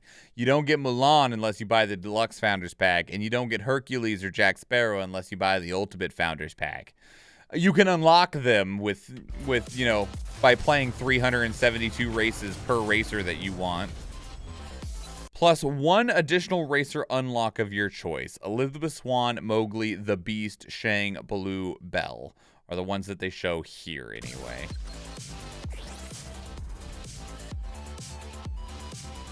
It is free to play, so I'm not surprised at this model. Exclusive cosmetics for giving us your money beforehand.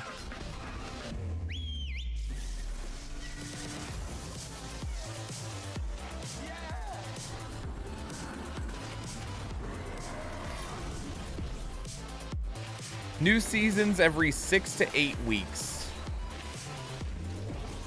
So about every month and a half to 2 months. Weren't supposed to see that. The tracks, I guess. It's like a Lilo and Stitch track and like a Toy Story track. Golden Pass credits. Ah. Oh, the first UI we get to see is of the Battle Pass. That's cool. Thanks for that.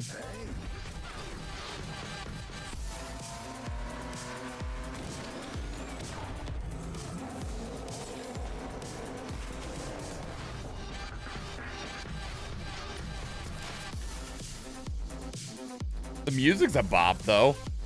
I can jam out to that music.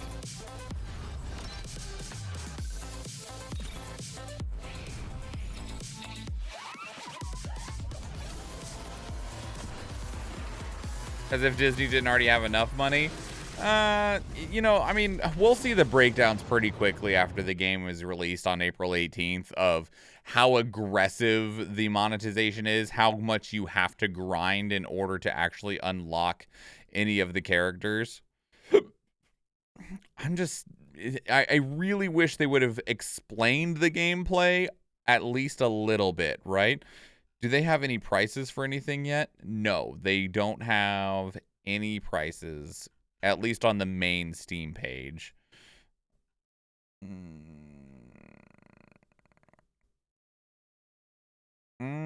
I'm just scrolling through this to see if there's anything that it makes any notes of, and it doesn't appear to do so. All right. Well, here's the thing, one of the questions that I had when I was first like putting these trailers in here, I was like, is this going to be the thing that finally gets them to make like Mario Kart 9 or something like that? And unfortunately, like, I don't think that it is, because, we called it Pixar Kart. Thanks, Rochi, for that incredible line, that incredible title. But I didn't see anything that made it actually feel like Mario Kart. It felt more along the lines of like, can't even think of a great comparison, like, because I didn't see any general items or abilities. I only saw abilities based on the character that you're playing as, which is kind of unfortunate, because I would have liked it to be a competitor to Mario Kart. Because, like, I mean, while the additional seasons that they're releasing of Mario Kart 8 are pretty fantastic, right? Mario Kart 8 is a very old game that is still surviving on the Nintendo Switch, and it has sold a lot, and I still enjoyed it a lot. But I'm ready to see what the next era of Mario Kart is. I think it is definitely approaching time for Mario Kart 9. And I don't think that Mario Kart 9 is anywhere close. And I don't think that this is going to push them to do so either. I'm also curious about just how, with the gameplay that was shown off, and not seeing anything like characters having abilities, characters only having abilities and not things like general items, it makes me wonder how much depth this game has, because it didn't look like the characters even had that many abilities. We did see Sully's arm at one point getting red, and then he just did his normal roar that we saw him do like 8 times during these trailers. So in terms of like an actual like arcade battle racer style game like Mario Kart, I don't know if it's even going to fit necessarily in that same relative genre. It's going to be like it feels almost like more standard racing game, where just some of the people have disruptive abilities rather than kind of like that are more arcadey style game. I don't know. We'll find out real soon though. But I went from going, this could be really cool, to I'm curious if this is going to be decent even in the slightest. But that's Disney's Speedstorm. Let me know what your thoughts are. I'd love to hear from you. Put your thoughts down in the comments below. If you want to keep up the conversation somewhere else, 2 great places to do so are Discord and Twitter. Speaking of Discord, we have a channel dedicated to these reactions where you can place links of your own that we can check out together live on stream, because we do stream on Twitch, and I would love to see you there. If you enjoyed this video, please leave it a like. If you want to catch future videos, please subscribe to the channel. If you watch one of the other videos on the channel, or if I see you in the live stream, thank you and enjoy.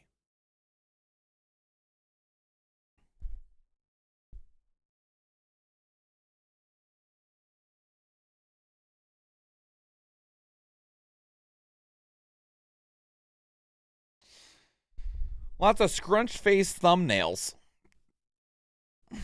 Lots of scrunch-faced thumbnails of slight confusion, because a lot of what's coming out in this upcoming week deserves it.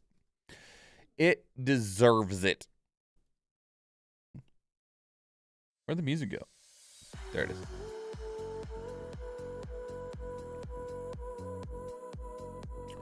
What, Rochi? That was a look I get when I get a lot when I fuck something up. Oh, I'm sorry. That wasn't my intention. Oh, we went the wrong way.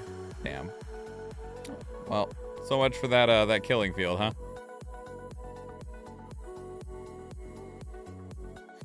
All right, let's go see who's live right now. See who we're raiding.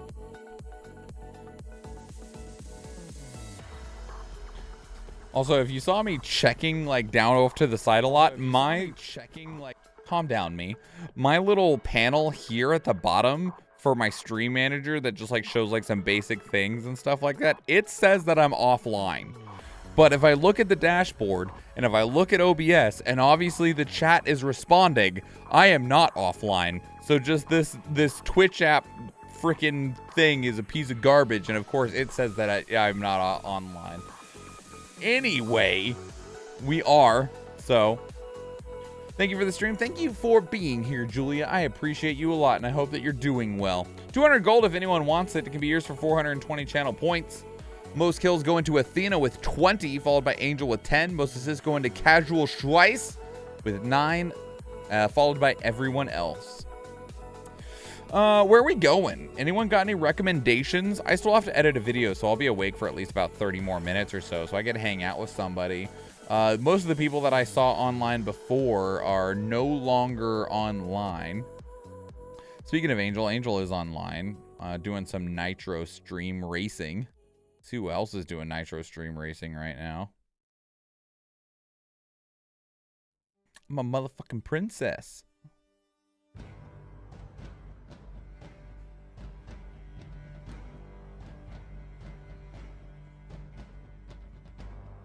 Athena, do you have anywhere that you would like to go?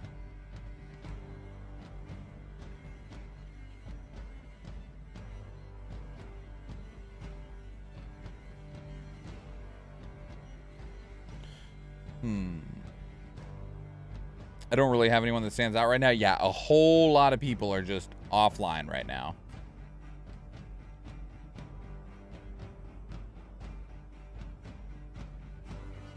Going random on this 200 gold. Daggy the Duck with the gold.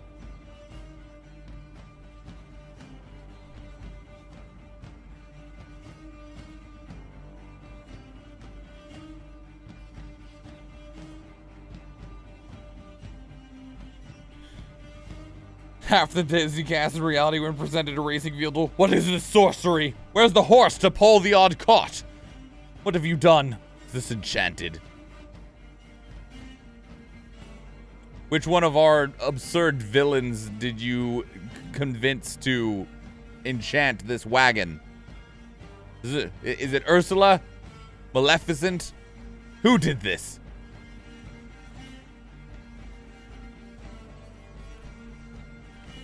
Sunday night, nobody on. Wow, the Stream Raiders category has a whopping 11 people in it. Liquid Music Ent is on.